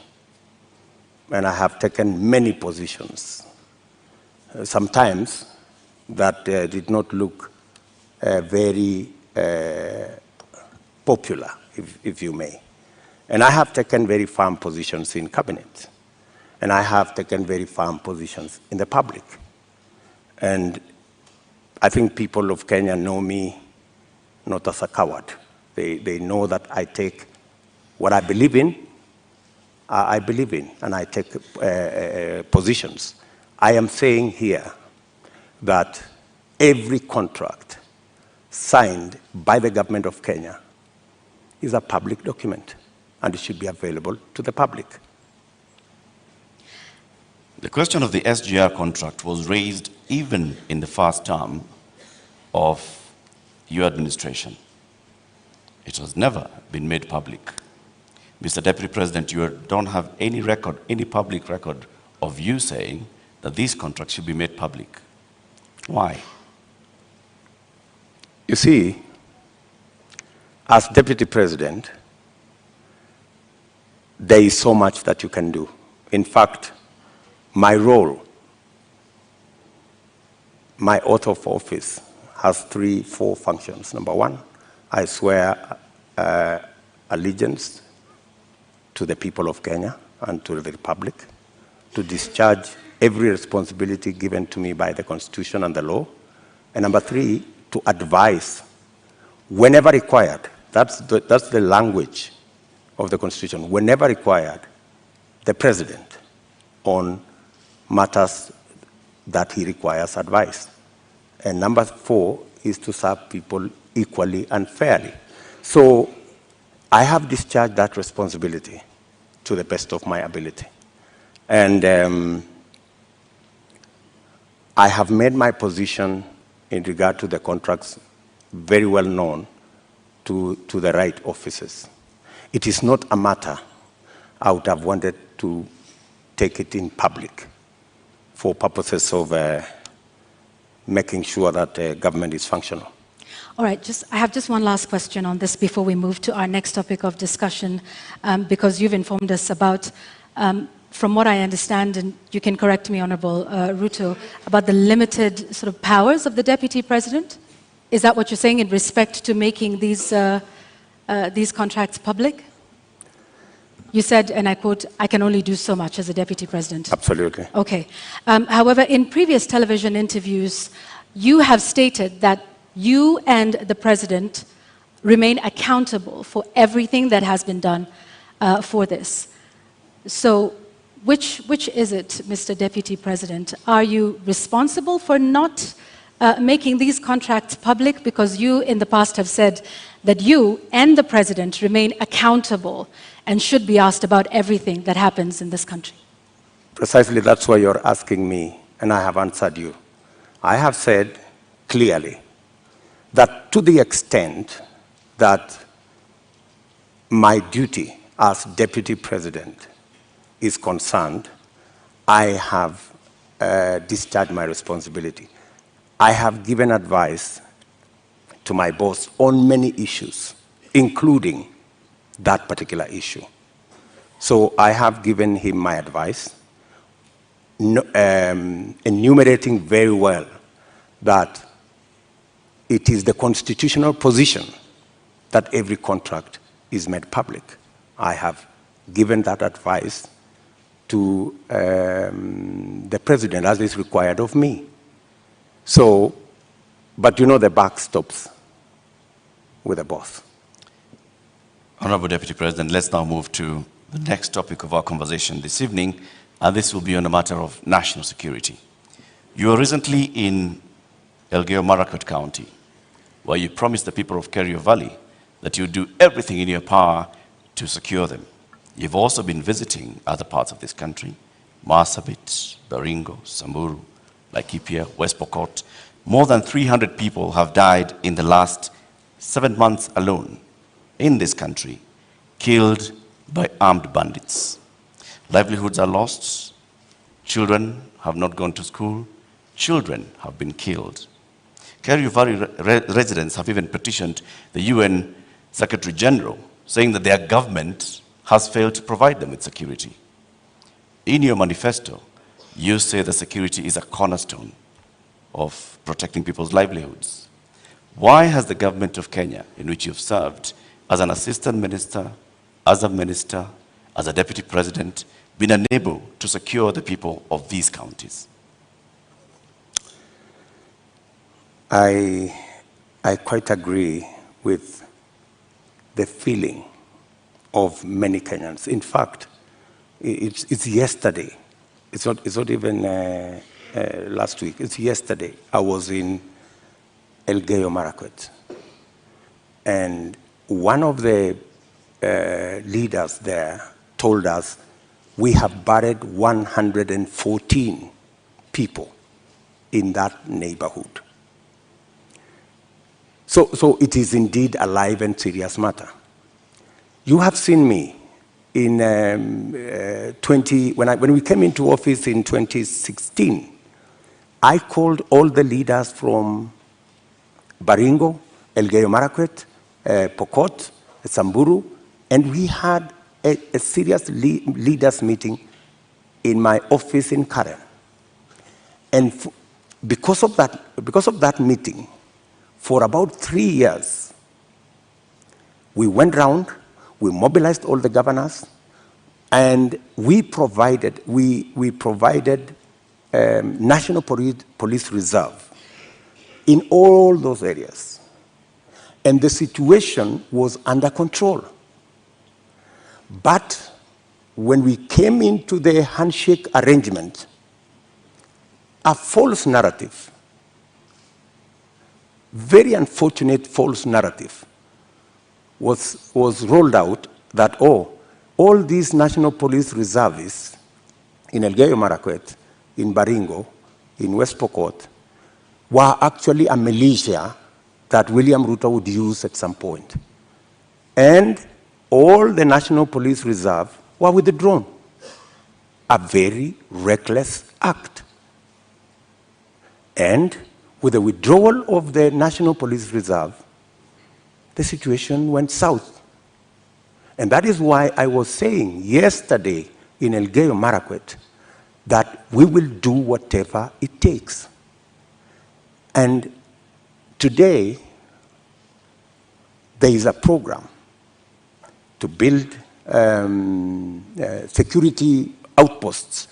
And I'm saying, whatever it takes, even if it means bringing the military and military installations to support the police in some of these areas. In fact, you just reminded me, yesterday I overflew a huge tract of land where 3 years ago I was standing there and it was all maize. Yesterday, they haven't planted there for the last 3 years because of insecurity. So insecurity is not only causing our children not to be in school, it is causing starvation, it is causing death. Yet, people want to treat it casually. But Honorable let Deputy me tell you, President, let me just allow in me the last 3 years, Mr. Deputy President, you have not spoken out about the issue in Kerio Valley. You have not said anything about the killings that have been taking place, like they told you, 150 people buried this year. You spoke about it only yesterday. Where have you been in the last 7 I have months? always been there. In fact, if you go and ask those people in those regions, I have always been present. We have buried many of those people with our own money. We've taken many of those people to hospital with our own money. I have deployed my personal resources to deal with that situation because I know it was a political a political agenda. You know, the withdrawal of the National Police Reserve was really an unfortunate act. But because it was intended to punish William Ruto, you know, never mind that many people lost their lives, it's a real tragedy. But that is the nature of our politics in Kenya. Honorable Ruto, unfortunately. Honorable Ruto, you're saying that was done to punish you? What other explanation would you have? You go withdraw security personnel in the whole of that whole region, you know, you subject people to... How would that punish you, Honorable Ruto? Because I am the one who had led the whole, in fact, I am the one who had taken charge. In fact, I was there every 2 weeks in that region. I was there every 2 weeks. I am the one who mobilized the resources. I am the one who mobilized the security men, the identification of the National Police Service. And so it looked like it was about me. It was never about me. Did you mobilize those resources on a personal basis or as Deputy President? As Deputy President. So why would your government punish the Deputy President? You live in Kenya, my good friends. And I am failing to understand it, sir. And you know... Are you telling the people of Kerio Valley that 150 of them have been buried this year alone just because a government is punishing the Deputy President? Not just that. The Kimwarer and the Aror dams were cancelled intentionally to punish my supporters. That's it. We will come to that, sir. You, as the Deputy President, consume intelligence reports. Tell us, over the last 30 years, what is it that has led to this continuous cycle of violence in Kerio Valley, in Baringo, in Samburu, in West Pokot, even going as far as Marsabit County? What causes this, and what will you do, knowing the intelligence that you have? The biggest contributor to the situation we have in those regions is competition for resources, competition for water, competition for pasture, general matters of education, and precisely the reason why we had a plan on Radat Dam to provide the water for the whole of that belt. Aror, Kimwarer, Lowat. These are dams that my thinking was, if we provide water in these areas, we can sufficiently roll out irrigation. For your information, that whole Kerio belt where people are fighting, it is a granary. We have the best mangoes from that region. We have very good soya that can be grown in that region. The only impediment is water, access to water. And there are enough rivers to be tapped. My solution to the whole of that region is twofold. Let us provide water for livestock. Let us provide water for irrigation. And let us get schools developed, as well as making sure that we provide road infrastructure. That's why we rolled out the road from Parbelo, cutting across that region, to come out on the other side in a place called Marich Pass, through Tot, through Chesongoch. And now there was also the road that was supposed to connect Kapedo from the other side of Turkana coming to Nakuru. Opening up that area is the solution. Opening up that area in terms of infrastructure and opening up that area in terms of water infrastructure will provide the solution. Unfortunately, there are people who don't see it that way. So you say that the Aror Kimorel Dam, you recently said that you are going to complete it should you be elected president. Yes. Why did it fail? I will. Yes, I will. It didn't fail. It was meant to fail. I mean, let me tell you. As the deputy president, sorry, sir, to just interject. As a deputy president, and like I started by saying, you've been minister before, you've been an assistant minister, we are talking about violence that has been taking place for decades, not just in the term that you've been deputy president. So this is not about you being punished now, unless you're telling us that for a long time, there are people that have been scheming to punish William Ruto by killing the people of Kerio Valley. That's not what I'm saying. I am saying we had a solution.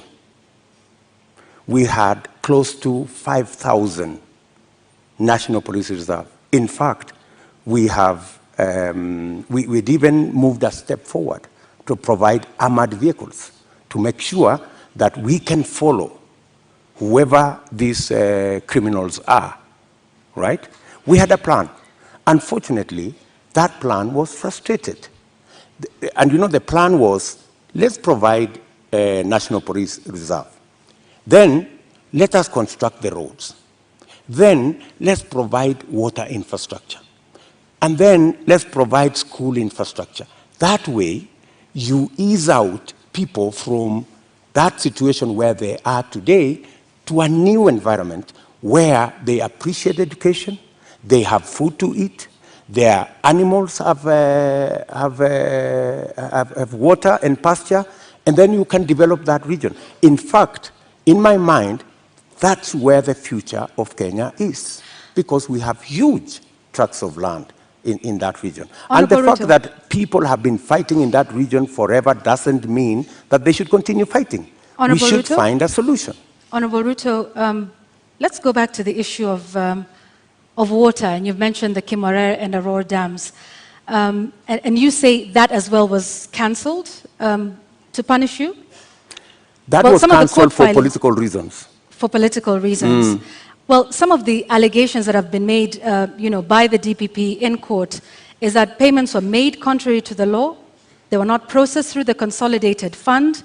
That in fact, this was all done to ensure that there were kickbacks, that the government made advance payments, including 11 billion shillings in excess of unnecessary debt to, this is what they're saying, which prosecutors say were to go to, friends and co-conspirators of this scheme. If this is what you allege, are you alleging tonight, Honorable Ruto, that there is a big conspiracy between the DPP, between the courts, and also politically with respect to the Aror and Kimwarer dams that are now in court?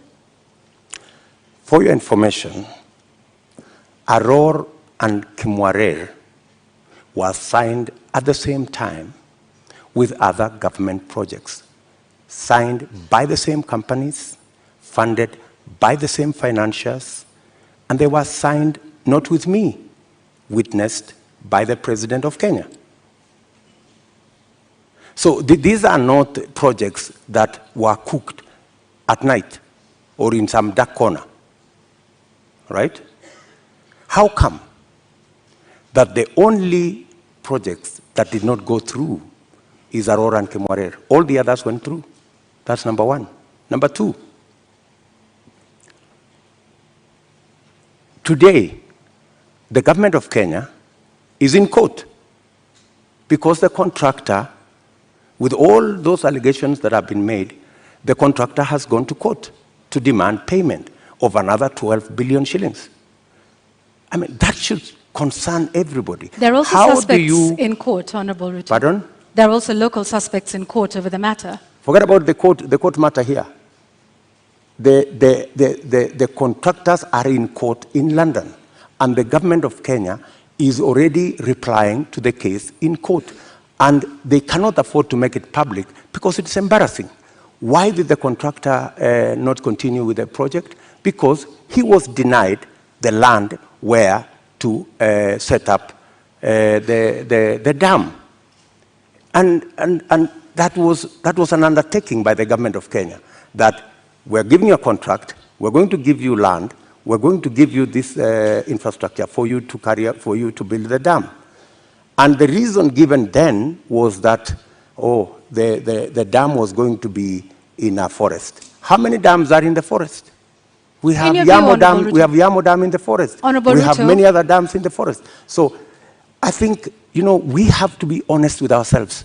And that's why I am looking forward to the day somebody will step forward and actually tell the country, how will the government of Kenya lose 20 billion shillings that was supposed to build Aror and Kimwarer, and yet there is nothing on the ground? What was this? What was this sinister motive? Do you believe money was lost? I don't believe any money was lost. And even if money was lost, people should be taken to court. But you said around 2019 that it was 7 billion shillings that was lost. No, not I the didn't say that. 21 that was being alleged by the DPP. I didn't say that. Check my statement. I am very clear about what I said. I said 7 billion shillings was paid. Right? That's what I said. And for your information, I said that 7 billion shillings that was paid was actually insured. The reason we should be asking is, why hasn't the person, the company who insured that money, why haven't they been asked to pay? Because the company that insured that 7 billion is a well-connected company. That's why the demand letter has not been put to them. So what you're alleging... And you see, Kenyans will one day really marvel at what really happened in this Kimwarer and Aror Dam. You will be shocked. Tell us what really happened, because what it sounds like is you're alleging the investigating authorities, the DPP, the courts. There are suspects in court at the time, including former Cabinet Secretary Rotich, who I believe was charged afresh a couple of months ago over this issue. If this is all politically instigated, are you then saying that all of these authorities, different arms of government, are conspiring against you, from investigators to the DPP to the courts, to punish you, Honorable Ruto? Let me ask you, that matter has now been in court for 4 years. It has not moved an inch. It's been dancing. You know, this person, today you're being charged, tomorrow, no, remove this person, the next day, remove this person, the next day, change the charges, because somebody is actually waiting for another government to come and carry the shit, unfortunately. And that's what is going to happen. That's why that case has never moved an inch. Mention after mention, after story after story. I mean, surely, how can we lose 7 billion, another 12 billion that is going to be incurred by this government?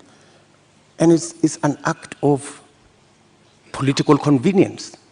You just said we didn't lose 7 billion. No, I'm just saying eventually we will. I mean, if it is not sorted out. And that's why I'm saying when I come into office, I will make sure that the money is not lost. And I will make sure that the impediment imposed on this project, we will provide the land. The contractor will build the dam, and we will move ahead. To conclude the matter of national security, I think we'll also touch on constitutional implementation here. Over the last 9 years, Deputy President, you have been chairing the Intergovernmental Budget and Economic Council. The Constitution establishes, under Article 204, the Equalization Fund, which was meant to fast-track development in some of these marginalized areas, the ones we've been talking about, and many others, to help them with water, roads, health, education projects. Why has this fund never been operationalized?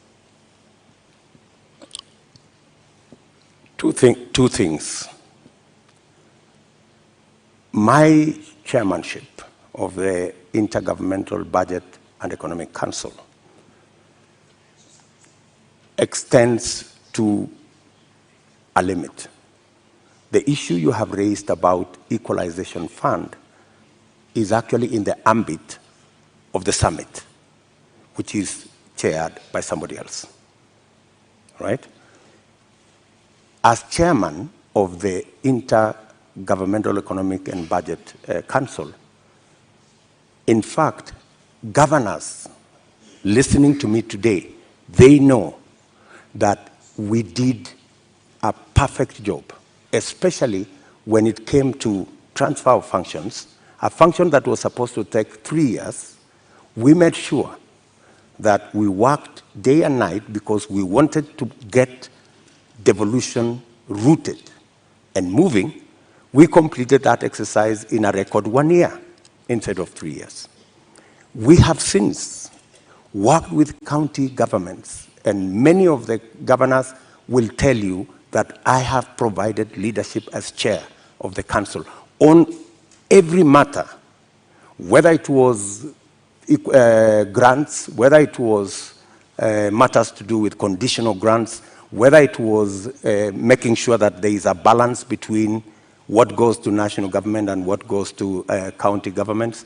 The whole of that trajectory, whether the issues to do with settling matters with the former local government authorities, assets, liabilities, I have been working on that with many governors, and we have made tremendous progress, including the final one that we concluded the other day, where counties now, as entities, can borrow money. As entities, like Kipia County is the first that is going to have the leverage to borrow money. So I have a track record on what I have done. Thank you, Mr. Chairman of IBEC. Now let me ask the question to the Deputy President. Why has the Equalization Fund never been operationalized 12 years after the promulgation of the Constitution? The it has Equalization a 20-year Fund, window. as Deputy President I can answer, the Equalization Fund, halfway through, there was a big argument between who will implement this Equalization Fund, because it was under the national government. The counties argued that because there are 14 listed counties to benefit from this fund, why don't we give this money to the counties? Then there was a problem of trying to get the regulations on how this fund would work out. And it dragged on the contestation as to, and some projects were implemented, some water projects were implemented, some road projects were implemented. But the argument continues to be who should. At some point, the law was actually changed to include counties beyond the 14. And that became another big argument. And I accept that we should have done better on the Equalization Fund. And that is why I have made a commitment in our manifesto that that equalization fund, whatever the balance of the time that is left, we will make sure that we devolve it to counties. In my belief, the counties are better placed to run that fund than the national government. Thank you, Honorable Ruto. I'd like us to move to the next topic of discussion here tonight, and that is constitution and governance. 13 years since the adoption of the Constitution of Kenya 2010, citizens continue to complain about non-effective implementation and a weak culture of constitutionalism. Honorable Ruto, which part of the Constitution of Kenya do you think has not been implemented with fidelity, and why? I think we should sort out the two-third gender rule. I think we owe it to the people of Kenya, and especially to the women of Kenya, that this part of the Constitution is implemented. I believe that we need to sort out certain matters to do with devolution, like the one I have said, the equalization fund. I think it was wrongly put under national government. It should go to the counties. I also believe that there are functions that should not have been made contingent or shared functions between the national government and the county government. Local authorities, regional authorities, for example. Those are functions that we should either agree to be managed by counties jointly or to be subsumed into county governments. If it is Kerio Valley, how do we split it so that the counties in the Kerio Valley develop, we have a Kerio Valley Development Authority. Should that be managed by the national government? I don't think so. I think it should be managed by the counties in the Kerio Valley. So these are some of the functions that I think we need to clarify. We need to complete the implementation of the Constitution. I have raised, for example, the matter of the Judiciary Fund. I think we have wasted too much time in implementing the Judiciary Fund. After I pushed so hard, this year, 1st of July, the Judiciary Fund was operationalized because I have been talking about it for the last year and a half. So these are some of the sections that I believe that we should be able to conclude the implementation of the Constitution. Let's go back to the two-thirds gender principle. In your view, why did we fail in terms of getting this since 2010? I think, speaking for myself, I have made a commitment, and I know it's doable, to make sure the two-thirds gender rule is realized. There are different proposals. There are proposals that require constitutional change. There are some that do not require constitutional change. And I have assembled a team of very competent constitutional lawyers to look at how we can have a framework in 90 days of our government, and within 1 year, make sure it is implemented. And it's not necessarily for purposes of the women of Kenya. It is for the benefit of everybody. The fact that we do not have as many women leaders is actually a negative for us. There is something we are losing. The women leadership component that is not in our arithmetic is actually taking away from us. I believe that having women leaders would actually enrich our governance and our leadership as a nation. And that's why, for example, when these matters came up in the BBI discussion, I vehemently opposed the fact that women were being removed from the National Assembly, where the substantive financial issues are being decided, and they were being relegated to the Senate.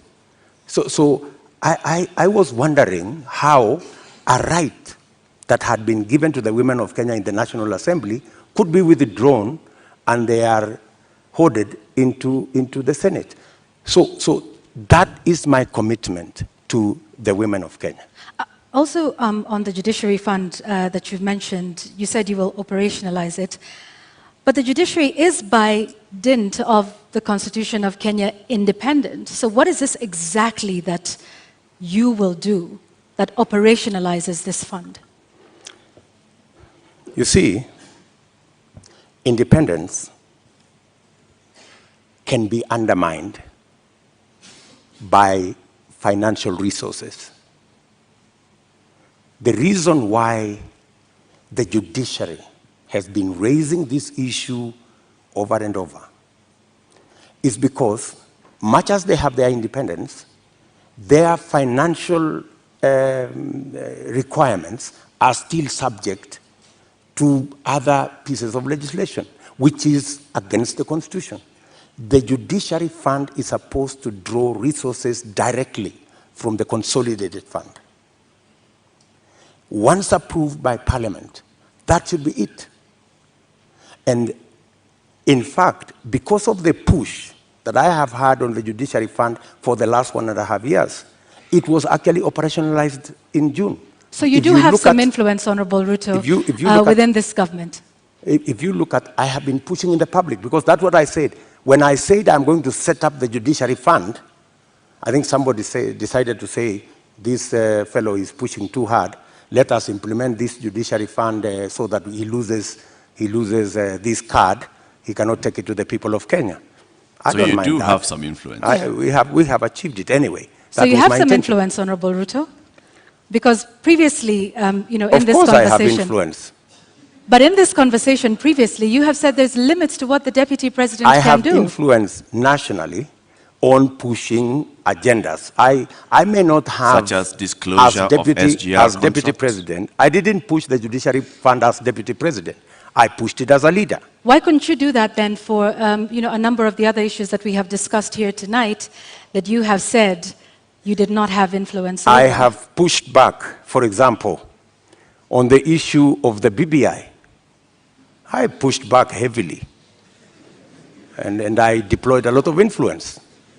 And actually, by God's grace, we managed to stall it. Our competitors are saying they are going to go back to it immediately after the election. But I think it was a complete waste of resources, and it was actually not made in good faith, because a constitutional change that seeks to undermine the independence of the judiciary is a dangerous constitutional change. A constitutional change that seeks to subsume the executive and the legislature and take us back to where we were in the Nyayo days is actually taking us back, not taking us forward. And that is why I made my position very clear in the public domain. Honorable Ruto, do you believe in the independence of the judiciary? Pardon? Do you believe in the independence of the judiciary? I don't know how to answer you. In fact, if there is one person who has fought for the independence of the judiciary, it is William Ruto. I am the only person with a few of my friends who stood up to the so-called ombudsman that was supposed to be injected into the judiciary, appointed by the executive, to supervise the judiciary, something I totally disagree with. You talk about you being the biggest defender. However, the administration which you have served since 2013 has been cited several times for disobeying court orders. Let me give you one example, or a few. Former Air Force commander waiting for 6 years to be restored to his rank and given 71 million shillings compensation.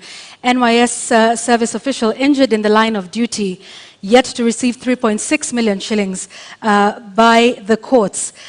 There is a number of those, including the matter involving the swearing in of judges. This is an administration in which you sit. In fact, Former Chief Justice David Maraga has often lamented the executive's disregard of court orders. You are the second in command of the executive and of the Republic of Kenya. What are your thoughts then around the independence of the judiciary, and why have there been so many court orders disobeyed under your watch as Deputy President? Two things. I am an ardent believer in the independence of the judiciary. When the judiciary issued a ruling nullifying our election, I went out of my way to persuade my boss for us to go back and do the election again. Because much as we criticized that judgment, because we believed that we had won that election fair and square, but because of our commitment and belief in the judiciary, we still obeyed the dictates of the judiciary. That's one. You have raised incidences where, of course, judgments have been entered against government and they have not been sorted out. And I quite agree. And in fact, that was one area we identified even as we developed our manifesto. If you look at our manifesto, we have squarely identified that as an issue, that we cannot continue this situation where government leads in disobeying orders. Honorable Ruto, yes, that's indeed a good matter for me to interject. Just hang on one second, Honorable Ruto. Yet you have sat in that administration which has defied court orders. We haven't heard you raise issue on that. And in fact, now that you brought up the 2017 Supreme Court petition, you were rather unhappy with the Supreme Court judges. You called them those 6 people. You called them wakora. Does that demonstrate respect for the judiciary? In fact, I had occasion to have a one-on-one with Maraga. And I told Maraga an incident when I first came into Parliament. I met Paul Muite, a seasoned lawyer and a legislator, and he told me this, which has really stuck in my mind. He told me, young man, when I first became a member of Parliament in 1997, 98 actually. So he told me, when you support a government, it also includes criticizing that government when it goes wrong. So part of supporting a system is pointing out when you think they are not doing the right thing. Criticizing them is one thing, Honorable Ruto, but calling them wakora, which means conmen? Do you believe that the Supreme Court judges of 2017 were conmen and women? I would want to understand in what context that wakora thing you have mentioned, because I have, if there is any respect for the judiciary, is to comply with the decision of the court.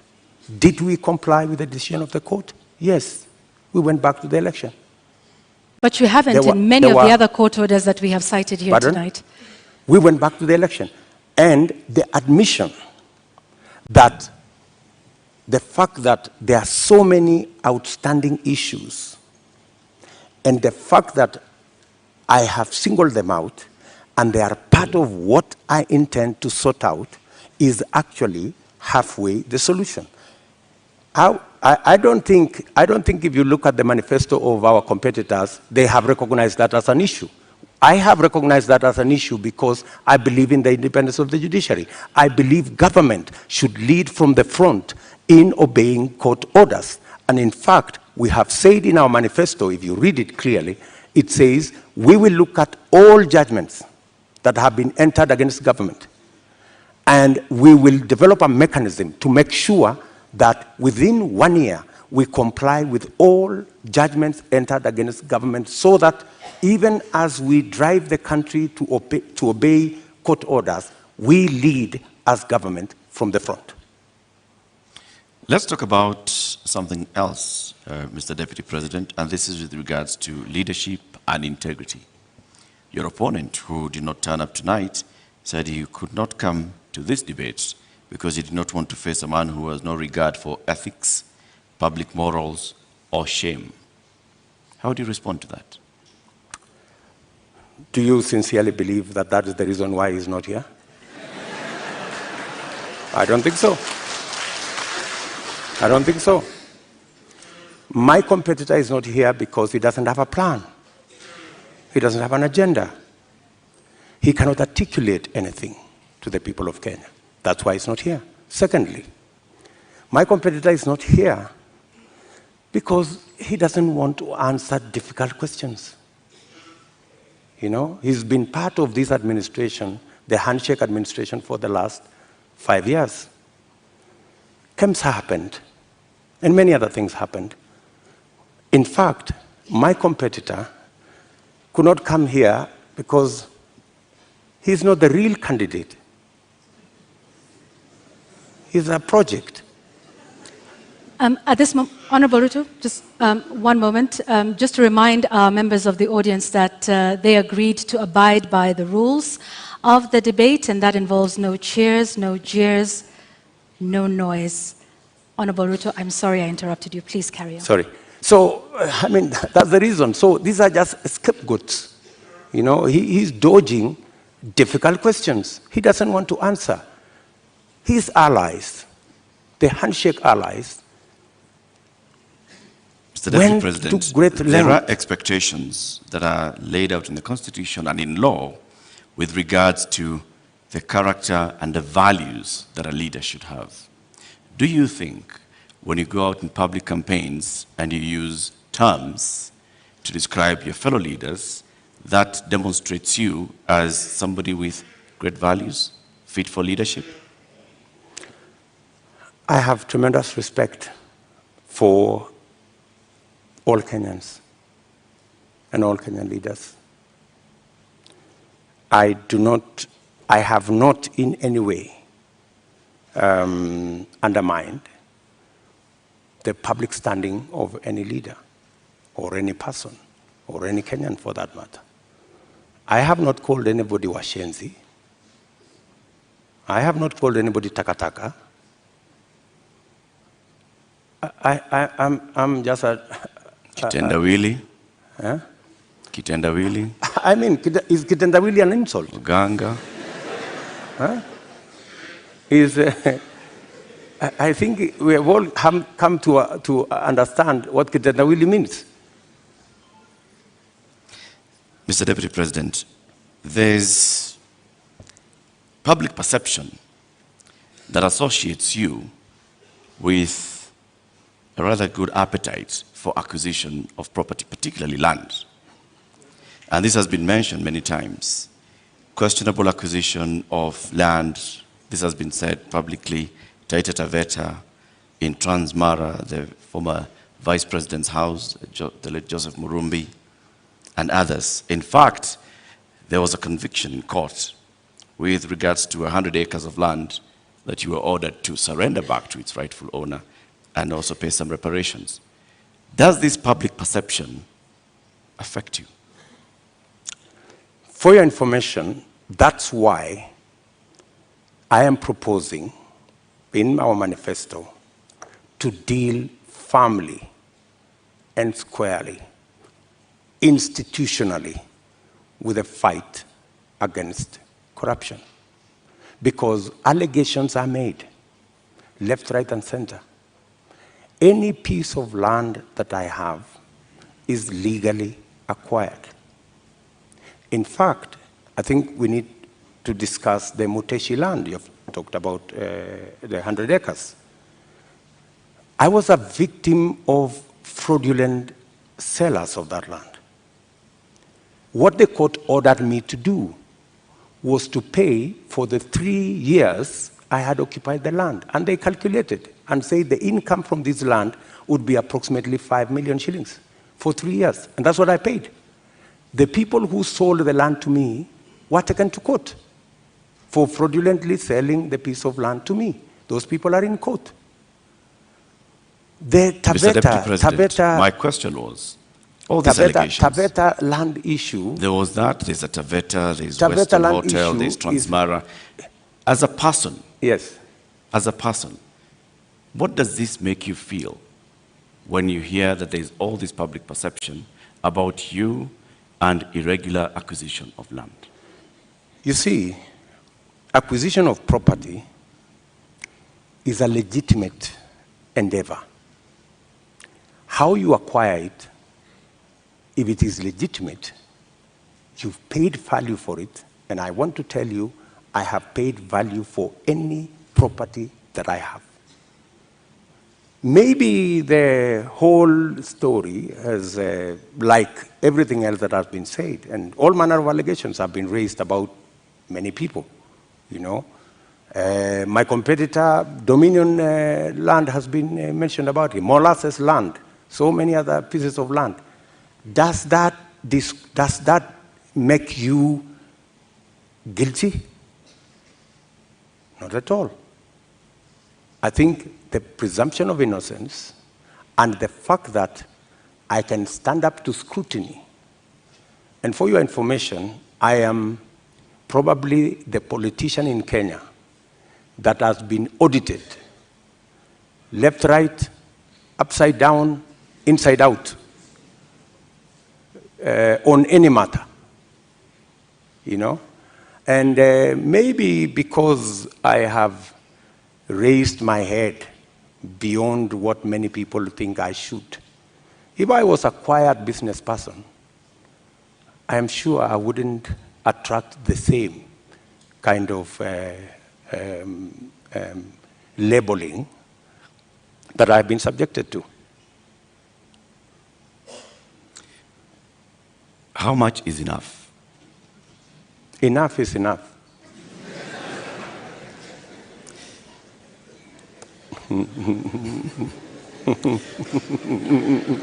Mr. Deputy President.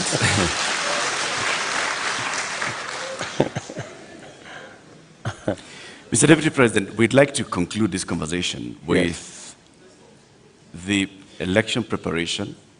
We're just 2 weeks away to the August 9th general election.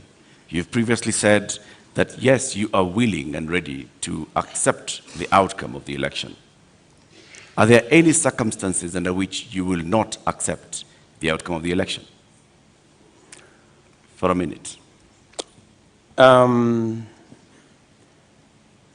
Accepting the outcome of the election includes going to court if you have an issue with the results. That's accepting the outcome of the election. Okay, you say my competitor has won.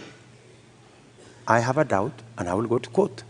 Why I made that deliberate statement is because we have had a situation in Kenya where every other election we foment a crisis around refusing to accept the outcome of election.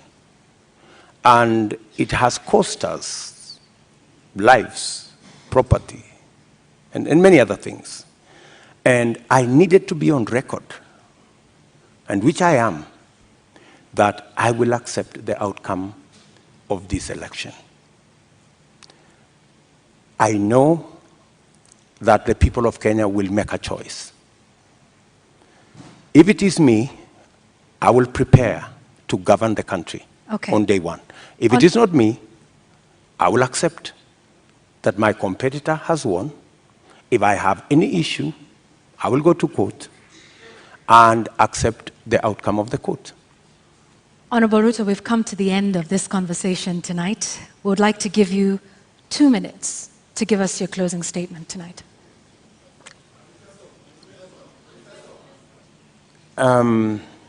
I think it is very important for us to look at this election against what is the competition.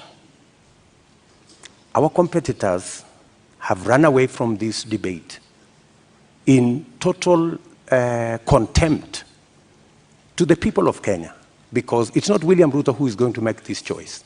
It is the people of Kenya that we are speaking to.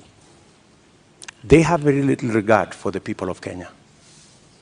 They think the deep state is going to make the decision.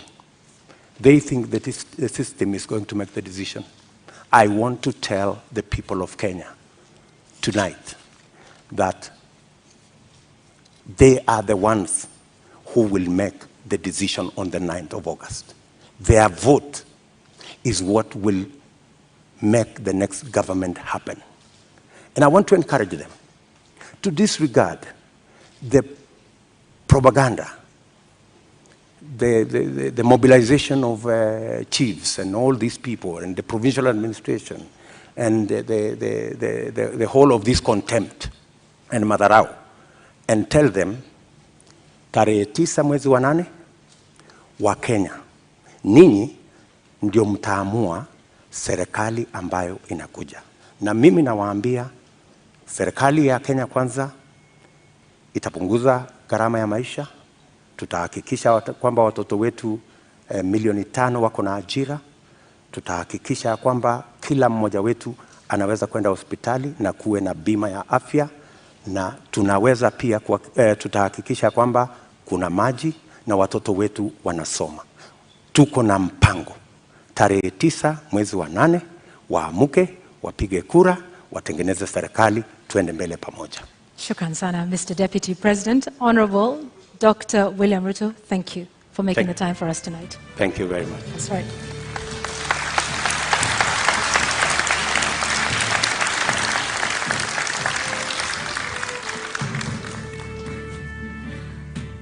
Well, ladies and gentlemen, and the viewers here in the audience, following this at home, and of course those here as well, we have to end it here for now.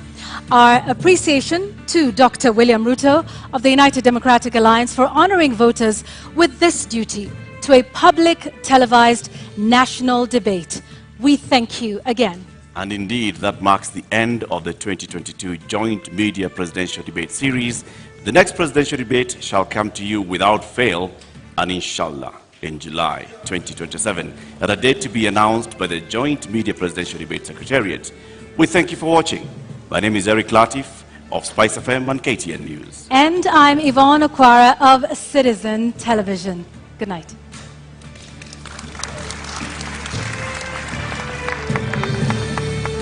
This is the last of 6 national televised debates organized through a joint media presidential